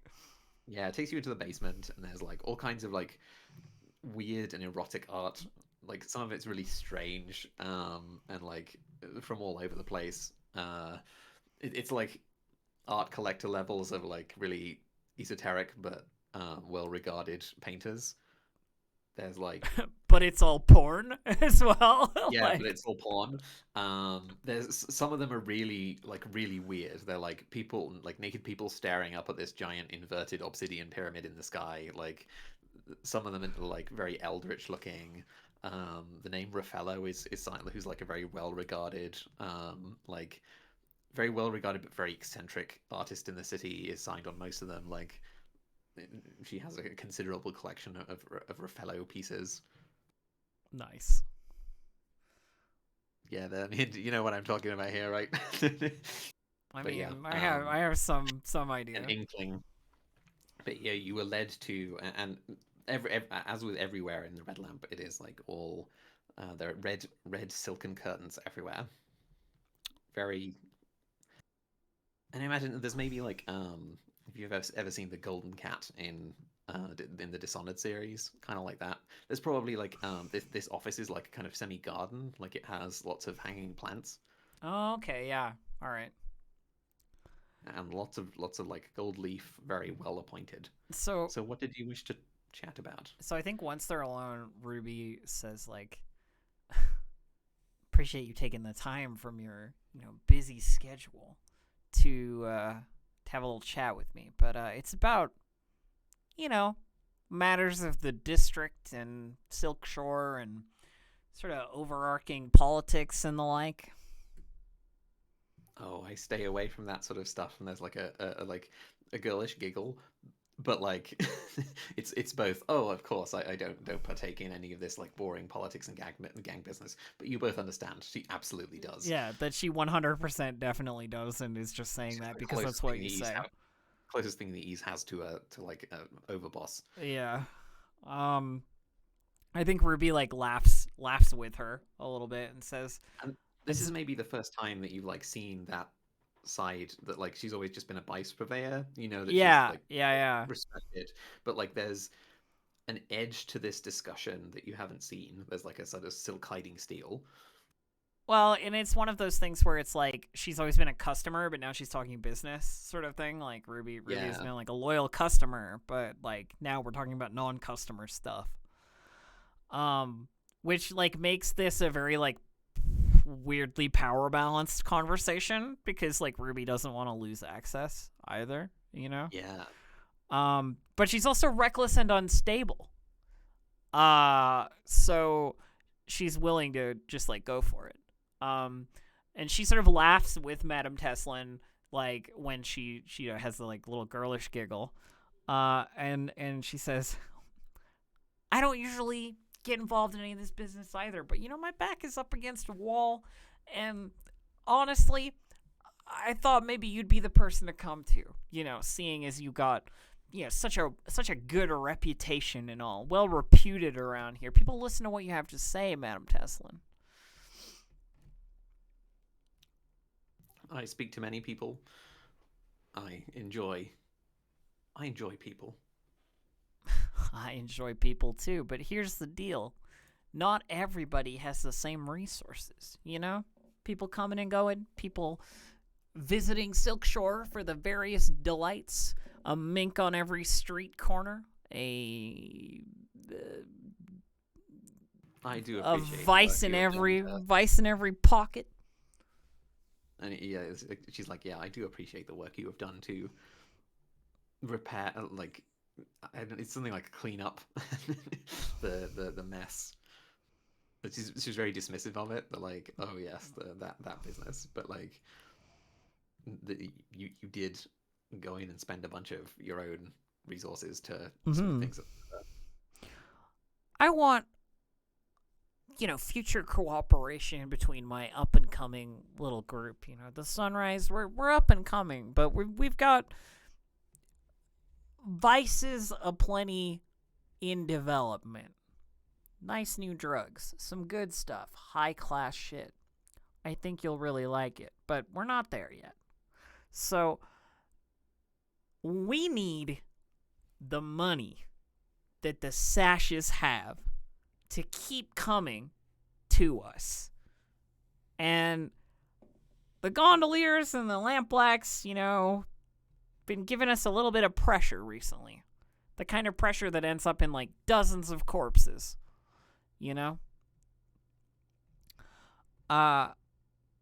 So I was hoping that I could find some way to get your voice involved in this whole mess. And she like makes that kind of like circular hand gesture that indicates like do please do go on, and like throws herself down on like a giant pillow, and like there's this really ornate golden hookah, and she like takes one of the little straw things. I think I think Ruby like wouldn't usually do this, but again, like these like traumas that I've developed over this past session, she flops down like with Madame Teslin, basically like very close to her, like soup, like close enough that she puts an arm around her and like is like nose to nose almost with Madame Teslin. And she repeats, I do whatever it is you need me to do to like make this happen, for you to throw some support towards the Sashes in this pointless, bloody war. Once they're in Silkshore, it's gonna be a richer district for the keeping. The more money, the nobles. I do whatever you want me to. So she will like counter charm you, and like offers you the hookah and stuff. You will you will fall in love with her unless you make a resolve roll, and like you will just be influenced. This is not entirely natural, but that is not something you notice. Just like entering her presence to this degree, she's like the most experienced brothel madam, and so all of this stuff works. You also there is literally no barrier. Like you like all of your advances hit no, like it's as if she just has absolutely no shame. And there's no rebuff at all. Yeah. Well, I could roll a resolve roll, but you know what? I'm reckless and unstable. So I don't think she even considers that her feelings could be maybe not her feelings. She just wraps you around around her little finger. He's like, you are mine now. And then there is stuff that she wants from you. She tells you about a an underworld sale that went terribly wrong. I'll switch us to the other map. Okay.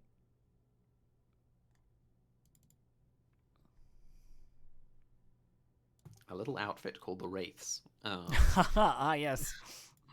The Wraiths, yes. They found a Leviathan hunter captain enjoying themselves at a brothel in Silkshore, and they managed to pilfer this Leviathan hunter captain's possessions while they were otherwise distracted. That includes a like Leviathan hunter's logbook, which is useless to almost anyone in the city, except to another Leviathan hunter, because a Leviathan hunter's logbook contains all of the like augured like they use all kinds of weird augury to try and tell where the Leviathans go. They they consult with sages and they take astronomical measurements. They have like observatories that observe the stars beneath the oceans to like try and find out, because the pressure is on the Leviathan hunters, because like there have been rumors that like the hunting grounds have been more sparse in recent years. So the Wraiths didn't entirely know what they got, and they tried to arrange a sale at the Silver. They chose the Silver Stag as their venue, and it all went south. As like everyone says that everyone else pulled first, but they had to run in a hail of gunfire. A bunch of people got killed because like this thing that they have is worth killing for. It is like the kind of thing that makes noble houses. Because if you have a Leviathan hunter ship, what you need to know is where the Leviathans are, and this is a Leviathan hunter's very own compilation of all of those sites. It's perhaps the only copy in existence, because it's something that Leviathan hunter kept on them all this time, and they tried to sell it, but someone tried to grab it. The Wraiths have gone to ground. Like, she needs you to find them and acquire that book. Okay. All right. That's good. That sounds like a good way to convince her that I'm a great person to, support and generally help. You get the impression that like she tells her like she's told a whole bunch of people this. There are probably a whole bunch of people hunting for this, but like and like obviously everyone has bounties out on the Wraiths. Yeah, but also if I'm the person to bring it, then This also tells you like this. What is slightly less common knowledge is why they're all wanting the Wraiths. They're saying that like they tried to. People are like they pulled a heist at the Silver Stag, Silver Stag, or that like they pissed off the wrong person. The blue coats want them for like tons of thievery, but like what they're really after is this Leviathan hunter logbook that is useless to everyone except a Leviathan hunter, and the person that has it has leverage over Leviathan hunters. Everyone wants that. Madame Teslin wants that. So I mean, we want that too. This is also relevant to our interests. Yes. Imagine giving that to Cloud and having Cloud copy it. Or like write it down, like write those things down. There's scientifical data. But also, Ruby is totally in love with Madame Teslin. So of course agrees to do this. And like bring this logbook to her. Hey Moth, you don't get to talk about bad love decisions. Fair enough.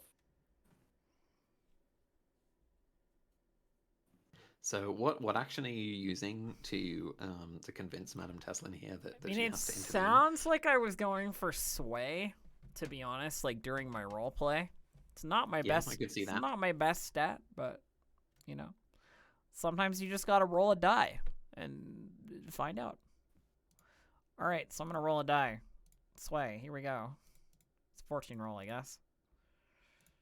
Indeed. And you could also like in future actions, you could say, I'm doing this. This is not just now the Madame Teslin intervenes clock. This is the find information on the Wraiths clock.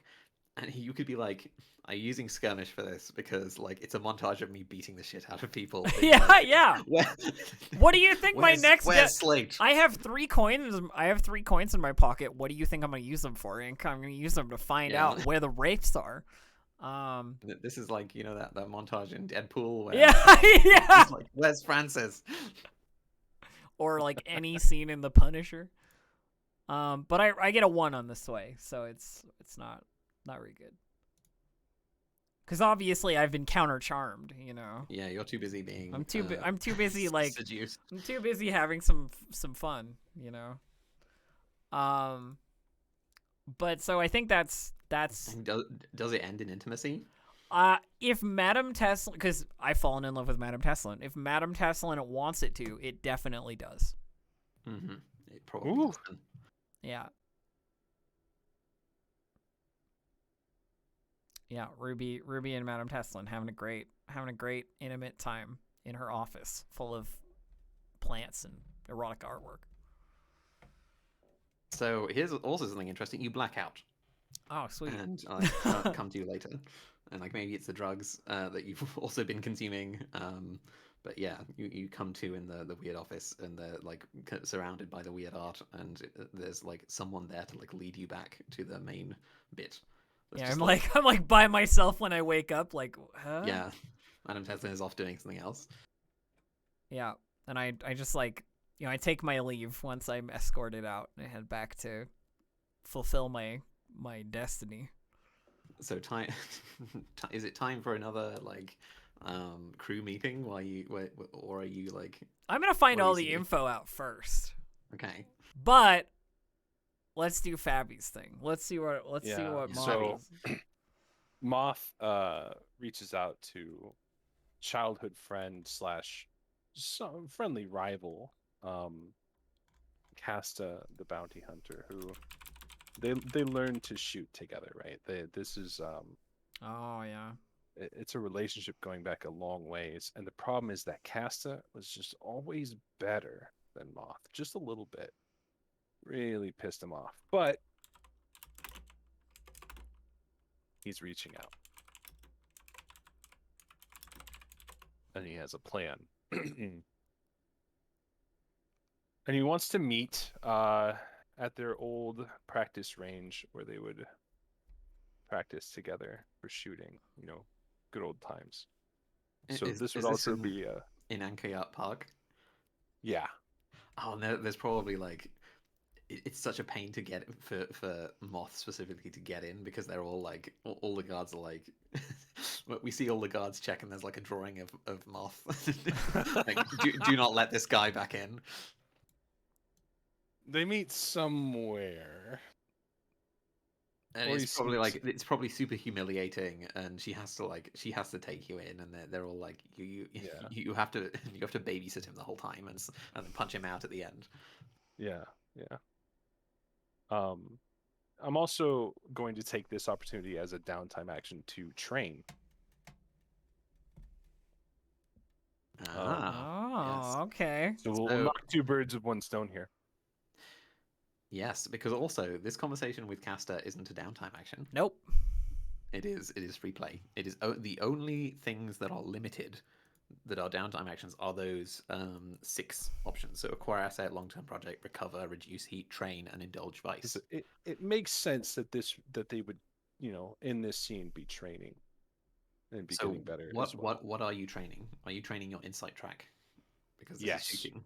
Uh-huh. Yes. So we're gonna go up 1 pip on that. While they're practicing their shooting, Moth gently brings up the subject of Hester. And she cuts to it immediately. How much are you offering? And then laughs. And he a little chuckle, and he opens his long the case that his long rifle would be in, and obviously missing is the rifle, and it's filled with slugs. So 2 coin worth of slugs. Oh shit! You just like filled your rifle case with Yeah, actual yeah, it's money. full of money, actual money instead of a rifle there. Oh, I need this woman dead. you think I'm And worth so little? So little. Come on, this is. Oh. And he takes a shot with his pistol at the target. A quarter up front, then. Then looks down at the like 2 coin. Quarter.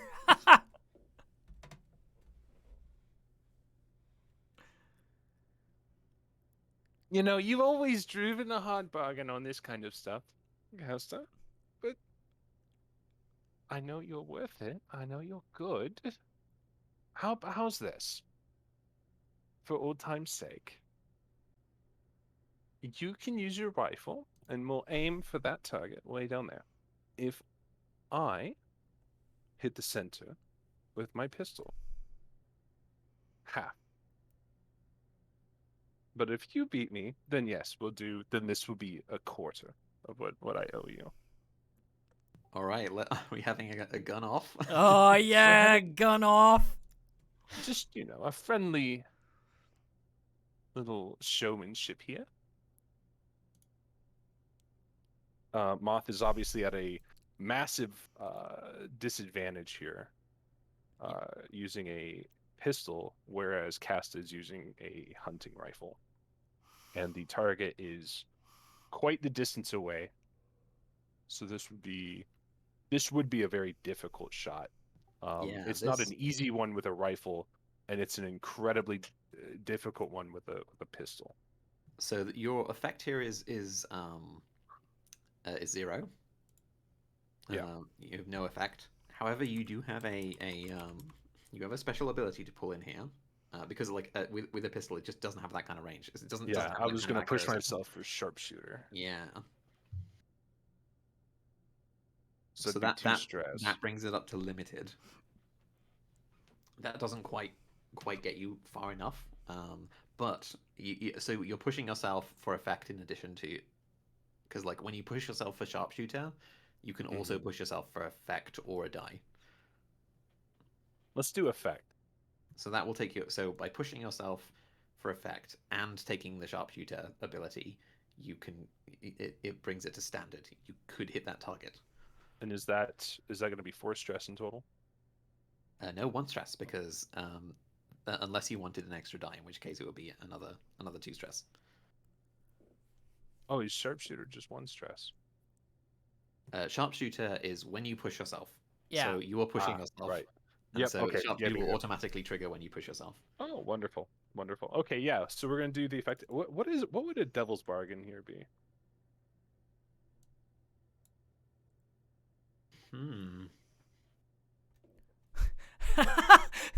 You fall in love with Casta. Her rifle skills are enticing. Ah, jeez. Whatever happens, this is Caster's last mission. Oh! No. Nope. Oh, that's awful. Oh, that ink. Come on, right to the heart. Okay, we're gonna not. I don't want to take that bargain. That's horrible. All right, so we have a. This is a controlled position or a fortune roll? It's a fortune roll. And it's a standard effect, right? Yes. Now that you push yourself and done the Okay. sharpshooter, you're not risking anything here. You're not gonna shoot yourself in the face. Yeah. Accidentally So, discharges I have pistol. prepared Caster's roll. All right. Oh shit, Casta's Moth, gonna roll. I'll take the first shot. That way you know what you need to do. He takes a long, slow breath. And then the gun fires off. I wonder if this is like clay pigeon shooting. Like because that's I- they could have some electroplasmic like Yeah. little clay thingy thrower. Either clay pigeon shooting or it's like trying to get closest to a bullseye. Mm-hmm. or to shoot like a slug that's like 100 feet away or something. Oh, 5. Oh, holy shit, Casta! So like you hit the clay pigeon, but the little pellet glances off the edge, knocking it tumbling, and like without even aiming, she like brings the whole rifle up, and like almost without even looking, just like offhandedly shoots it directly through the center. Uh-huh. You're on the hook And for then just 8 gives you coin. like just gives you an incredibly like incredibly nonchalant raised eyebrows, and then like taps you on the shoulder, goes up to your rifle case, and just picks it up and leaves with it. So she wants 6 more coin when the job is done. Oh shit.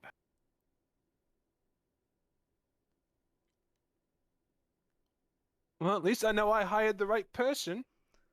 He calls out, and then he fucks off. That was awesome. Ah, jeez. Well, you got Time to roll a crit. yeah, you got 6 more coin to it's his source. Well, So you've marked off 2 coin, right? Yeah, you have. Yeah. yeah. Did you mark the training as well? Like the I did. okay. Well, that's You used up all of your all of our free downtime actions done. But Ink, I would like to spend for some very quick downtime actions. Yes, you're doing this long-term project, right? I would like to continue to convince Madame Tessalin to intervene. And I guess I'm doing that by finding information about the book, right? Like it's the same clock you said? Yeah, we're gonna remake this clock now. It's gonna be it's locate the wraiths. Okay, locate the wraiths. All right. We're gonna locate the wraiths by command. We're just gonna be threatening people on the street and just generally making a lot of noise, looking for them. Anyone who's had contact with the wraiths is gonna get a visit from Ruby. That's my plan. Door-to-door intimidation. Yep. Someone will be scared of the crazy Tycherosi lady eventually. So you spend. I spend spend 1 coin. one coin, and I roll. The roll. What? It's Come 1. on! All right, I spend another Oh. coin, and I Oh, no. roll because I'm reckless and I'm unstable. 5, okay. Slightly better. And throughout this, we're having the montage of Yeah, like, the montage of her just like Francis. grabbing people and throwing them up against walls and yelling in their faces, and Throwing people into the canal. there's like close-ups of her like wicked, horrible shark grin. But you were gonna say something, Sean? I just would also like to spend coin for a downtime action. Yeah, do it. So I see there's this clock here called Finn's Recovery. Indeed. Yeah. Are you Entered our gonna second- go for another crit physiker move? Yeah, I We've see. entered our second downtime, so I'll mark another tick. But yeah, he's just very, very slowly recovering. Yeah. Can I so I would like to roll a tinker. You can absolutely do this. And Uh, remember, to- you have help and the +1 from your physical ability. Yep. So Cloud is gonna sneak a little hand mirror into the infirmary. And they'll wait until Finn's paramour, the lovely cultist leader whose name I haven't written down yet. Oh, what was their name? Audrienne, or Dree. She just goes by Dree. D-R-I. Dree.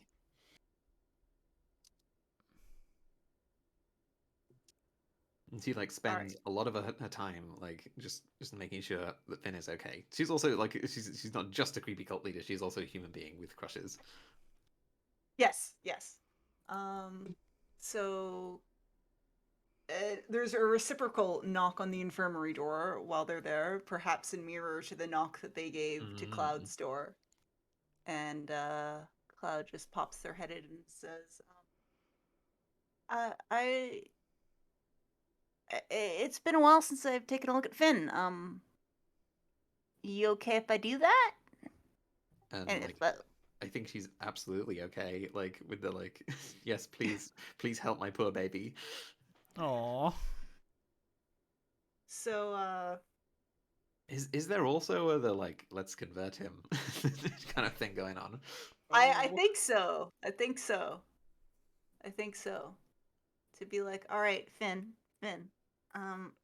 You will never be weak again. I'm gonna help you here, but you're just gonna need to remember to be nice and say yes, okay? Well, like, Dree is here looking out for you, and I'm gonna help too. All right? And he probably nods. Okay. All right. Well then, this is probably gonna hurt. Man, But is his tongue missing? Like, is that part of it? Oh, yeah, I think so. That's brutal. Because that's totally what they would have done Yeah. to Moth. I think if we gave him Moth, they probably would have been like, Hester "Stop is a speaking bad that." person. Yeah. All right. Okay. Well, I'm going to get started, I guess. So they roll out their tools. They set up the little mirror just kind of like to the side so that it's kind of watching the situation, and Cloud gets to work on Finn's injuries, giving them like a full physical and trying to like drain blood that may have pooled in various places and all of that other gross body tinkering. Gross doctor stuff.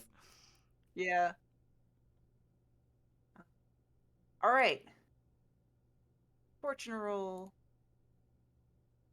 And 2 bonus dice. And let's do it. The 6. Ah. Not quite a crit.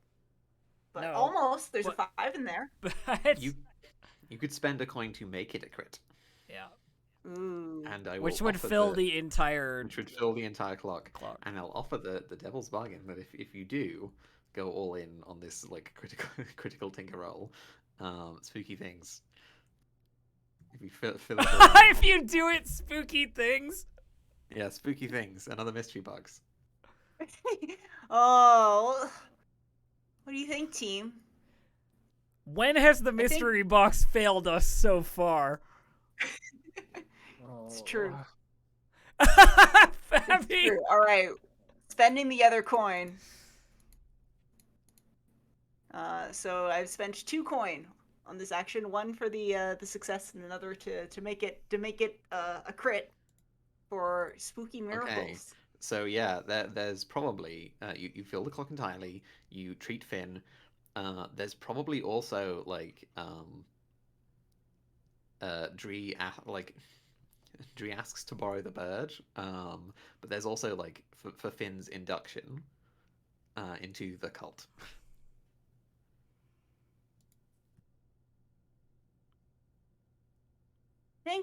I think Cloud agrees, like in the sense that like they're thinking in their head. There's like, well, I mean, I can't be the only one that Felix ever talks to that's really bad for a bird's social like development. So yeah, that's totally justified. Definitely not. The cult acquires asset, Deathseeker Crow. But we go down to this is a part of Sunrise House that maybe you weren't aware of. There are like tons of secret passages and all kinds of like hidey space. And you even pointed out like to the minx, like, hey, if you're working, there are some like means to spy on other rooms so that you can be secure while bringing people home. This is yet another like it's like a kind of ritual sanctum that's like behind a false wall that you haven't noticed until now, but they've been using.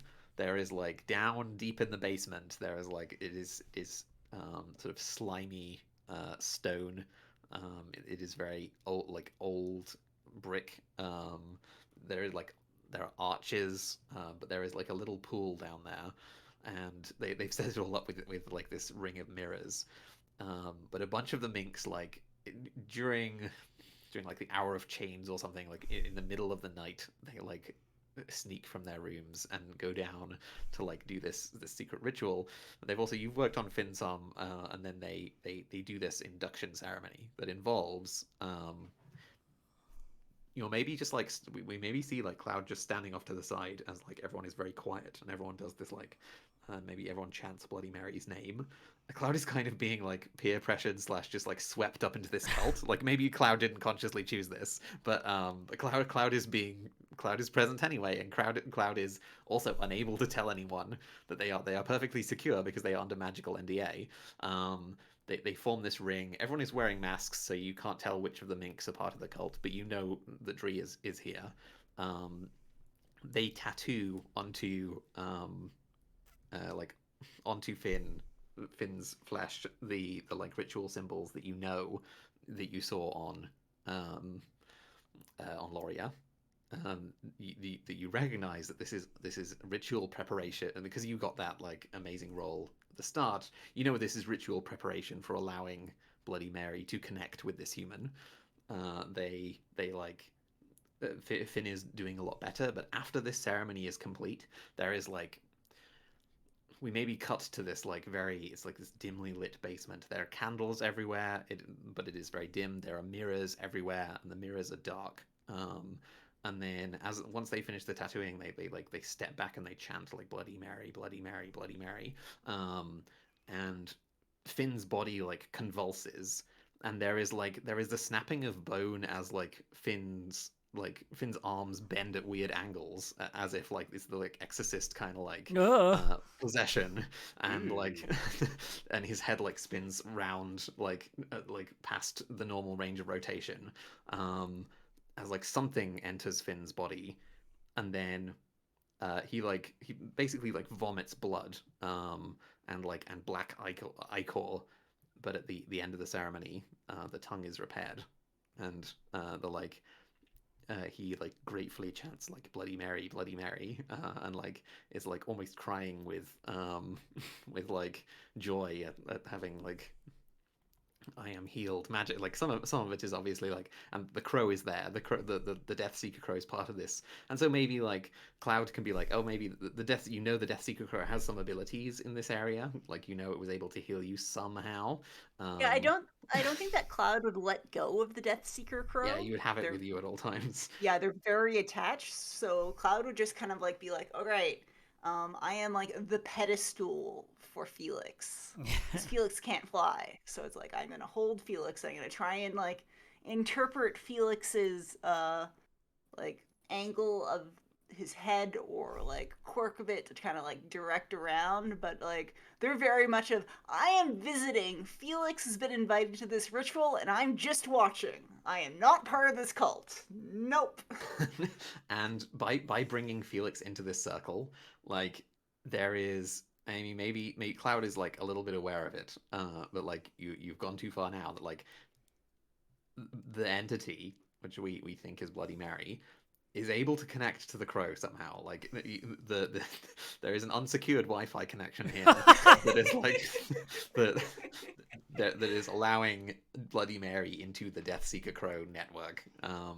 The crow is being used somehow in this ritual, and you don't really have a good idea of what exactly is happening, but like the entity is present. It is this very like Bloody Mary was human, but this is a very like it has never spoken to any of them. It's never spoken to you, but like it's used Loria's face almost like a meat puppet to like talk to you when necessary. But even that was very like nonverbal.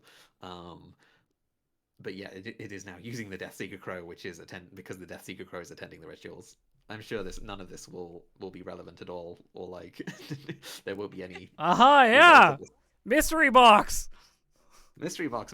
Okay, there, yeah, and Finn is now completely prepared. It's a miracle, and like there are whispers about like it and it's all put down to Cloud's amazing medical practices. Like, and everyone's told like, hey, don't mention this too much. But like we managed to like fix his tongue. We maybe put like another tongue in place, but like yeah, it was spookily regenerated by this ritual.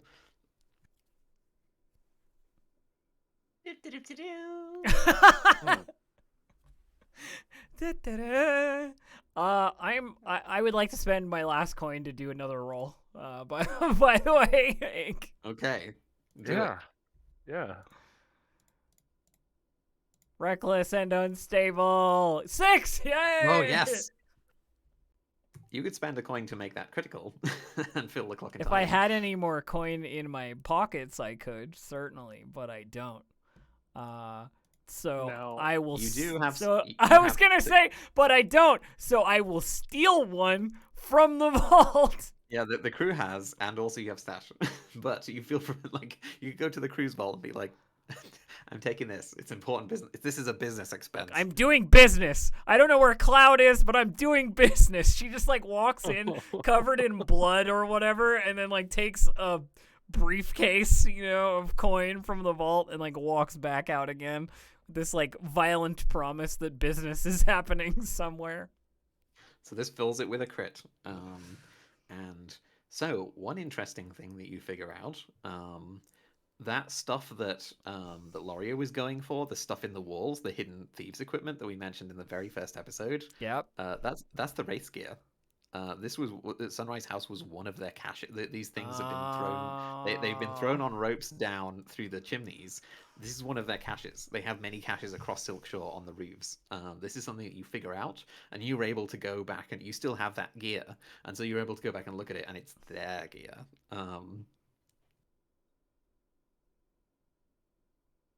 They haven't come back for it since, but you know that they have a cache right there. So you also so this gives you, it gives you a place that you know that they might be in the future, because if they come back for their caches, then they will be on your roof. It also gives you like you were able to get contacts who know how to contact them. If you want to get them a message, you can do now. I was gonna say like I put out a message that's like, come get your shit, basically. Like you've left something behind, Uh-huh. Are you going to let us know that we're expecting company? Of course, I will tell the gang. Now that I have the plan. So Now that I have the plan, I get the gang together. Hang on, first before I send the message, I get Go for it. If you don't mind me doing more scenes, I know we're coming up on our time. Oh no, go for it. Like I was just gonna say that. So this is like they may be willing to cut and run here. They may be willing to cut their losses here because the stuff isn't valuable to them. More like the stuff is less valuable to them than their lives, and they've gone very, very silent. Like they won't meet with just anyone without a good hook to be like, they have this stuff. If you make them aware that like, hey, we have your stuff, they may be just like, okay, thanks for telling us, we're never going to go there again. So staking it out might be a better idea than telling them, or trying to reach out to them and arrange a deal. You could try to reach out to them. You could try to like get close to them. Okay. Well, let's get the gang together and see what comes out of this little scene here. Another meeting room scene. Get our forces together, and I say, Ruby looks tired, like she's been, up for a whole evening, like a whole night, threatening people and spending money left and right. Just come back and you're covered in other people's blood. Yeah, pretty much. And that... she sort of like wipes blood off of her cheekbone, like while she's sitting there. Oh, like knuckles are all knuckles are all bloody. I imagine that Cloud is like tinkering with one of the mechanisms for the various tables that are and platforms in the general meeting room. Oh, the traps, they yeah. have. Yeah. Well, I mean, they weren't designed as traps, but now they're great traps. Where they're like, I need to make these better and safer and not trapped for us. So they're just kind of doing that while this meeting is happening. What about Moth? Is Moth here? I assume so. Yeah, he's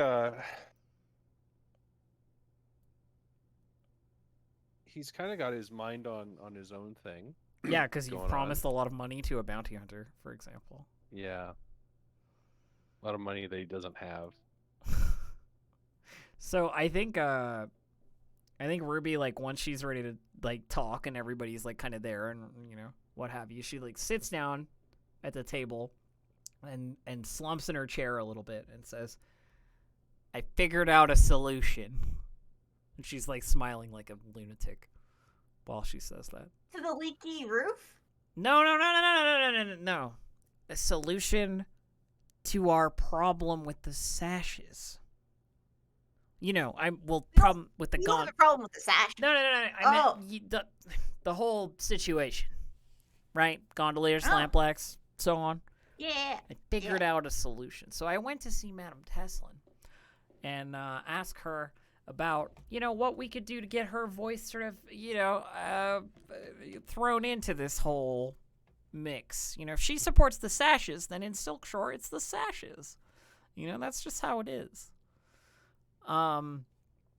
So I was thinking if we could do that, then we could probably get out of this whole conflict. Or at least have enough shelter from it that it's not going to be a problem. So she said that there's a thing that the Wraiths have that they got on a heist. Did you tell Cloud precisely what this thing is? I'm about to. There's this thing that the Wraiths have that's a Leviathan Hunter logbook. Ooh, those are interesting.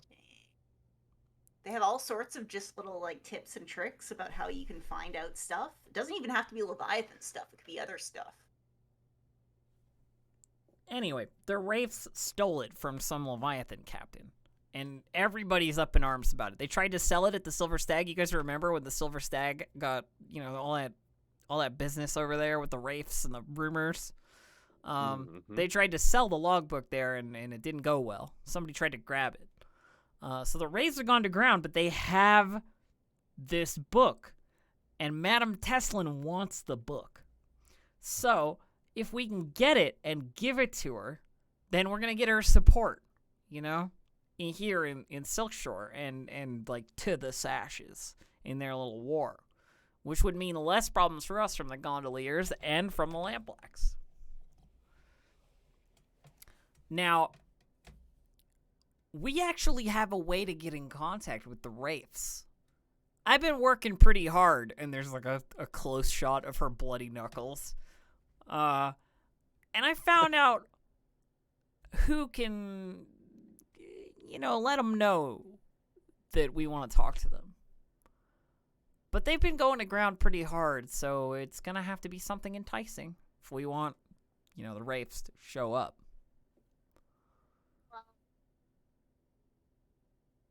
Other thing is, we have some of their stuff. That stuff that was in the walls? That's Wraith gear. They left it here. It's like a stash house. Wait long enough on our roof and they might show up, but that's sort of a hit or miss. I mean, is it useful, the gear? It's high quality thieves gear. But they're not going to come and, they're not going to put themselves in danger for it. They got plenty of this stuff. You can absolutely use this gear once on a score to be like, I want upgraded thieves gear for this score. Or you can sell it.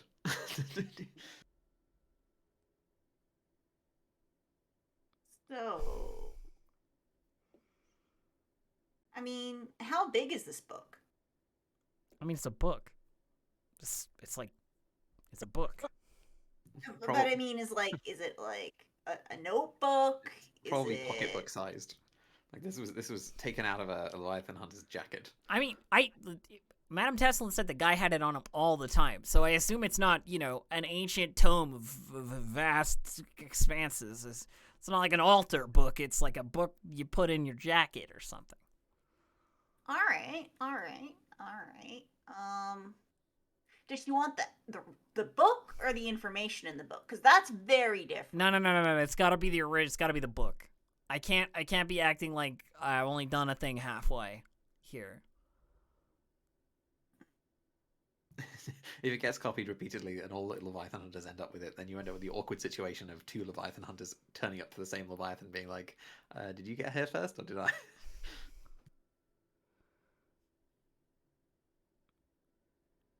Once it's copied, its value goes down. Oh yeah. Does anyone know like how much they were selling it for? If they're making a deal with the Silver Stag, this is the kind of thing that can make or break a noble house. The kind of having your own Leviathan ship. This is high value stuff, but it's not like we could do anything with it if we had it. The value for us is getting Madame Teslin on our side.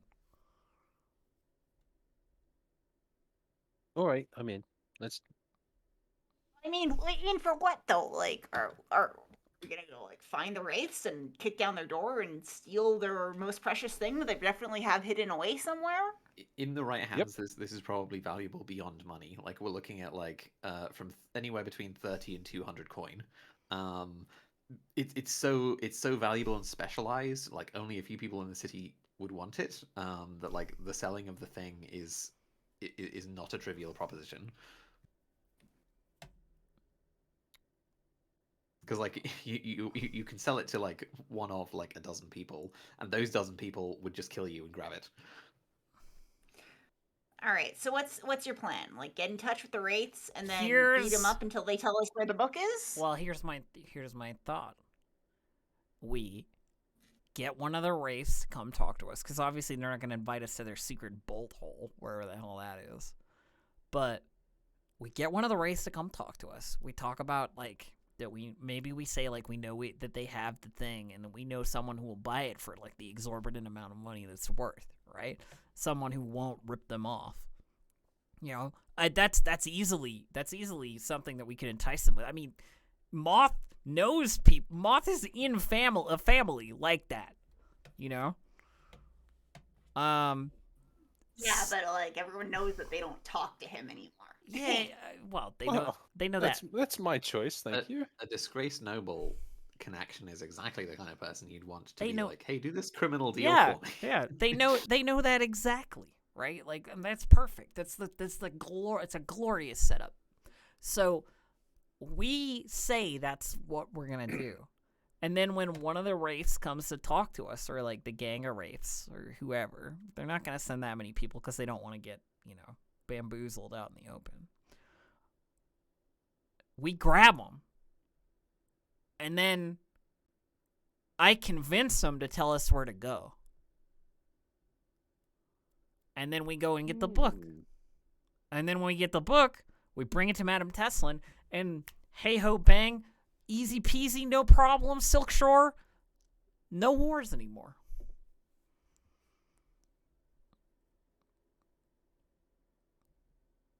Yeah, I'm in. Let's do it. Okay. I want to look at the book though. Can I see it? Get it? Look at it. I'm sure you'll hold the book for a moment. Get what you need out of it. I mean, like, could hold on to it for a couple hours. This is like holding on. This is like holding on to a lightning rod. What else are we gonna do? Just like get the book and run all the way into the red lamp and drop it down on Madame Tesla's lap? That's exactly what we're going to do. Yeah, ideally. This is an Like item that they have been unable to. It's so hot they've been unable to sell it. The one time they tried, they almost died. I'm not saying you can't leaf through it while we're walking, but I don't think we're gonna hold on to this for multiple days. Multiple hours is a problem. News travels fast. And I don't... Well, then we'll just have to pull off the perfect heist. Yeah. Yeah, we will. Agreed. So, good plan? Good plan. Let's do that.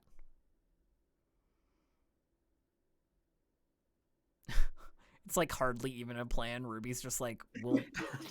It's really. We're gonna get 3 goons. We're gonna beat them up and ask where the most expensive thing their gang has is, and hope that they tell us. Pretty much, And yeah. that sets us up for next time. Yeah, there you go. I don't think that's a good plan, It's honestly. a great plan. Ruby's like, beating people up is how I got this information. I'll beat up a wraith and I'll get more information. Oh. I was just distracted by the idea of a book. So, So, you know. I know we're a little over, but let's do XP and dip out. Yeah. So, Yeah, let's knock that out. Let's do the crew. crew first, yeah. So, did you acquire product supply, execute clandestine/covert sales, or secure new territory? We executed corpse sales, which is the You executed clandestinest sales, yes. thing ever. You also held territory. Yeah, that's true. Did we contend with challenges above our current station? I think we did. Yes, you did. I mean, we The- declared the- a war on the You gondoliers. declared war on the gondoliers. Yeah. Did we bolster our crew's reputation or develop a new one? I actually think professional and bold were both bolstered by the fact that we didn't betray the red sashes.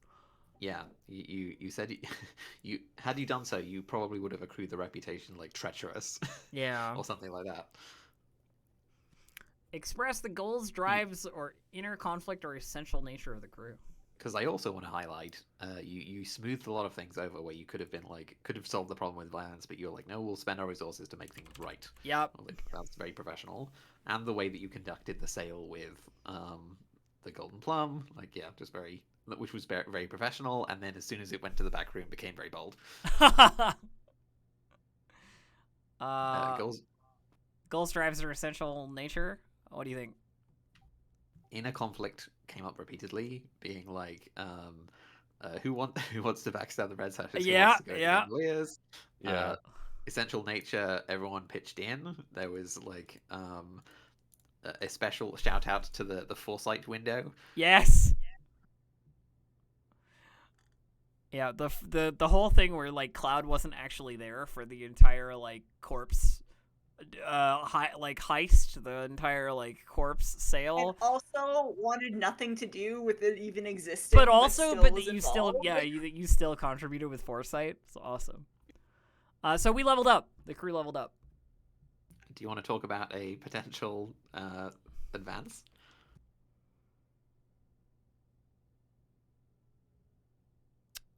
Sure. Yeah, why not? Can we get more vaults? I love talking about XP. Can we get more vault? We can. We could take two like upgrades or whatever as our. You could take a bigger vault. You could take so that there's the special abilities, there's the upgrades, there's elite thugs, which would allow you to that would make your thugs +1. You could buy a boat. Yeah, sounds great. After we just made war with the gondoliers, yeah, I wonder how long we'd have that boat for. You could buy another cohort. Yeah, you could add another tag to your Silkshore thugs. Like they could be thugs and rooks, or they could be thugs and rovers, which means you could make them into like boaters. I think if we want to upgrade the amount of vault that we have, that would be a good way to go. So that would be like 1. And then what we could do is maybe get quality weapons so that all of the guns that Moth has are high quality instead of just the hound guns. Yeah, I like that. That bumps up all quality. So the hound's fine pistols become exquisite pistols. Well, wonderful. Let's do that. Vault. We'll Oh. do vault and weapons. I think that's the plan. I'm saying vault because we might have like goons to throw in our vault. Yeah. Yeah, we If, need prison space for wraiths. Okay, you have advanced. Shall we do Yeah. Moth? You're up. Moth, you're up. Yeah. Did I address a challenge with tracking or violence? I don't think I did. There wasn't a whole lot of violence. It's true. Yeah, there wasn't. Yeah. Oddly enough. Did I get payback against someone who harmed No, me? no. I would say that like addressing the problem of negotiation with a shoot off is addressing a problem with violence. Oh, like being like, instead of being like, let's negotiate, Yeah. like being like, screw you, we're with the red sashes. Oh no. I meant Oh, by saying. Oh, you mean with the half if I bounty beat you hunter? in- You mean with the Yeah, bounty yeah. hunter? Yeah. Right. It depends on how we define violence. Is violence necessarily like violent? Well, yeah, there wasn't a victim, but I don't think violence necessarily needs a victim. Yeah. It was like it's like no. If you acknowledge like my martial prowess is better than your martial prowess, it was like a I mean- shooting off duel. I mean, I'm so totally willing to give it that it doesn't matter. Like, I would just give it. You know, like we can do one for sure. Yeah, Big- once. let's do one. Take one. Did I get payback against someone who harmed me or someone I care about? You if my put a crew- hit out on Hester. You Did literally. you get that payback? Oh, you didn't get the payback though. You just Not yet. you've So you're seeded. setting yourself up You've for them. seeded payback. Yeah, that's right. Yeah. I expressed my beliefs, drives, heritage, or background. I think that came up many times. Absolutely, many times, yes. absolutely all over the place. Yeah, So we've got a level up and one rollover. yeah, and then And then, did I struggle with issues from my vice or traumas during the session? I spent 8 coins Yeah. to set up a bounty. Yeah, that's pretty obsessed, right? Like that's almost as obsessed as possible. Yeah, so that's yeah. I'll give you that. And then there was so we'll put a tick down for that. Yeah. Because I think it only came up once this session.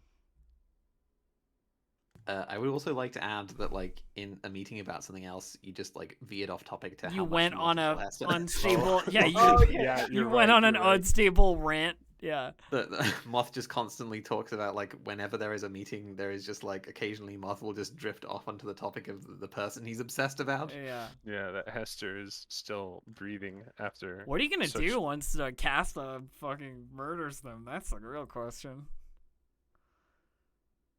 Obsessed about someone else. Yeah. Would I we don't like to think talk I don't think about- Moth has thought that far ahead. Yeah, he hasn't like this. The This is the white whale. Yeah. yeah. All right. Yeah, Do what do you you- want to talk about an advance, Barry?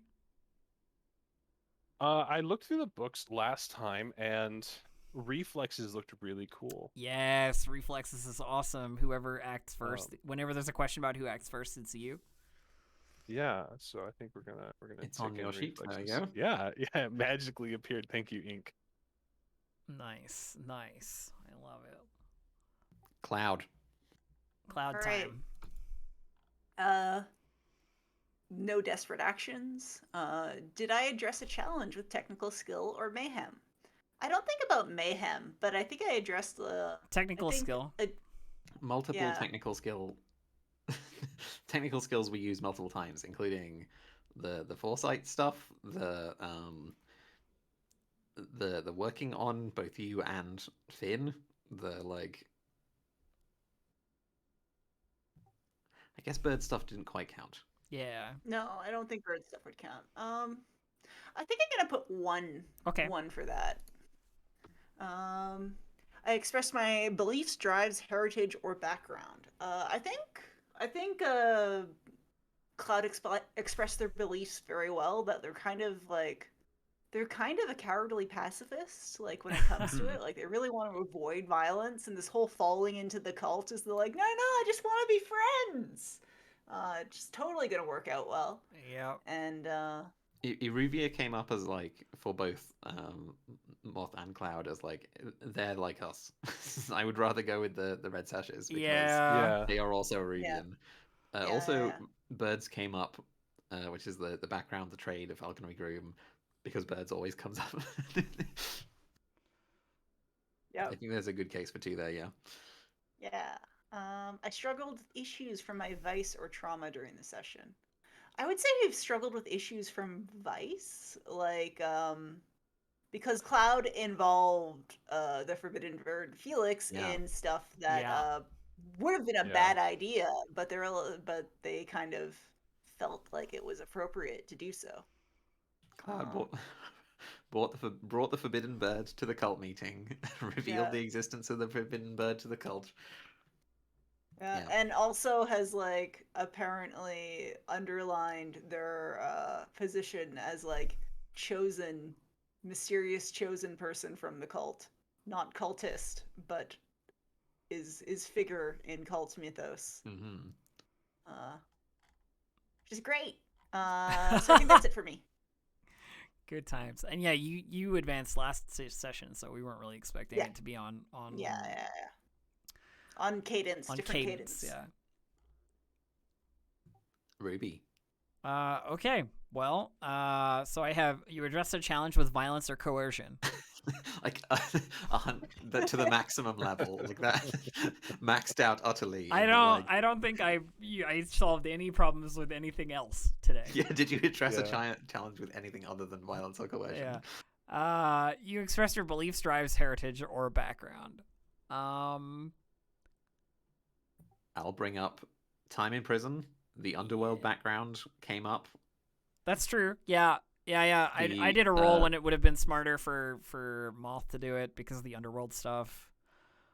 There was the fact that you knew Daff in the first place. Daff, yeah. The past links with the red sashes, the history with the red sashes. Yeah, there was the struggle of like the history with the sashes versus the friendship with Daff and like the people that were gonna, like Ruby was conflicted because Ruby had things on both sides. Yeah, and that definitely counts as like a conflict around beliefs. I'm gonna take one, I think, just because I don't think that I pushed it quite enough. Okay. So I'll just take one, and that advances me. But then we've got struggled with issues from your vice or traumas. Which, yes, multiple times Yes, you brought up yeah, that, multiple Yeah. times. I was trying to be clear that the reason I was acting a certain way was because I have those traumas. Yeah, not because I was Yeah. making like rash decisions. doing and this stuff. recklessly, yeah, making rash decisions. So yeah, I'll take 2 for that for sure. Do you have an ability in mind? That is a great question. I'm not entirely sure that I do off the top of my head. I'm very tempted to go with like vigorous maybe for like the permanently fill one of your healing clock segments and recover harm like way easier. But I'm also tempted by things like Battleborn for like special armor.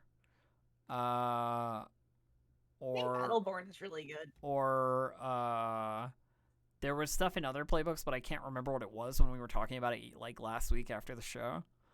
There was Daredevil from Daredevil. Yeah, with the desperate rolls. Is a good go. Savage is also like we've come up with situations where Savage would be useful a lot. Stuff like when you unleash physical violence is especially frightening. When you command a frightened target, take 1d like plus 1d. That may even be relevant like next time you're aiming to intimidate someone, right? Like. Yeah, because it's like as long as you do violence first, then if you command, you get bonuses, sort of thing. And like it seems like I'm using command a fair amount. Leader also might be interesting because we haven't really gotten much use out of our thugs. Yeah, when you command a cohort in combat, they continue to fight when they would otherwise break. They gain Which +1 effect, and they gain armor. Yeah. Which would also be really cool for just to kind of like give our thugs a bit more character, because right now they're just kind of like nebulous. We have some thugs. Yeah, you know what? I actually like that. I'm gonna take leader, and I will put effort next week into like characterizing our thugs to some degree, and like having a little bit of a like look at them. While you're at war, they are tier 0 thugs. So they are a very small group of people. When you are back to tier 1, they will be, I think, like 6 people, and then tier 2 gang is about 12 people. Well, that's good, but very small group of people is fine, and I can make them better anyway. +1 effect and +1 armor. So that's neat. And the other thing is like leader combined with not to be trifled with means it's 2 gangs versus 1 gang if it's like a gang on gang fight. which is pretty fun. Yeah, when Ruby is leading the thugs into battle, it's like, oh dear. Yeah. Okay, so I think that's it for me. Which means that's it for XP, I think. I was the last one, right?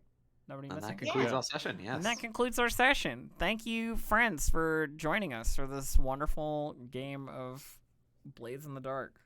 Indeed. Thank you for listening. Thank you for playing. Shall we do shout-outs? Let's do shout-outs. Indeed. Ink, you go first. I am Incorvid, they, them. You can find me at Incorvid pretty much everywhere on the internet, on Twitter, etc. You can find me here, GMing this game of Blades in the Dark at this time, 5 p.m. PST. And you can find me playing in But Prince's The City is the End, also on Distracted Elf's channel yesterday. Yeah. You can find all these VODs on YouTube. Hell yeah, you can. Although my City is the End upload schedule is just like failed, so I need to re-up them. Okay, next Fabi. Fabi, go. Yeah, I'm Favi. You can find me on Twitter and on ArtStation as Bag Ladder. I know I gotta get my naming down to one name, but I'm a professional artist, and I post my artwork there. So please check it out, and thanks for tuning in. Yeah. And Siobhan. Hi, I'm Siobhan. I don't do too much on the internet, but I do make chainmail. So I tweet about chainmail and cats mostly. But if you're looking for jewelry, which is what I do, you can check out my Etsy store at Mailings. Or if you find me on Twitter at Siobhan Buck, then you can click a link that will take you to my Etsy store. For example, if you're looking for presents for this festive season. Ah, yes. The festive season. And then there's me. Hello, I'm Distracted Elf. I run this channel. You can find me here at twitch.tv/DistractedElf or on Twitter at DistractedElf. I also play, of course, in the wonderful The City is the End campaign run by Butt Prince here on my channel on Tuesday mornings. And I am currently playing in a game of Avatar Legends over on Roll For It on Saturdays, which has been super fun. If you like Avatar The Last Airbender, we're doing some cool stuff over there on Saturdays. So don't miss it. It's almost done. Our run with it is almost over. Other than that, video games and stuff here on my stream. Yeah, cool. All right. Thank you, everybody, for joining us in Dusk Bowl today. And we'll see you next week. Bye, friends. Bye for now. See you then.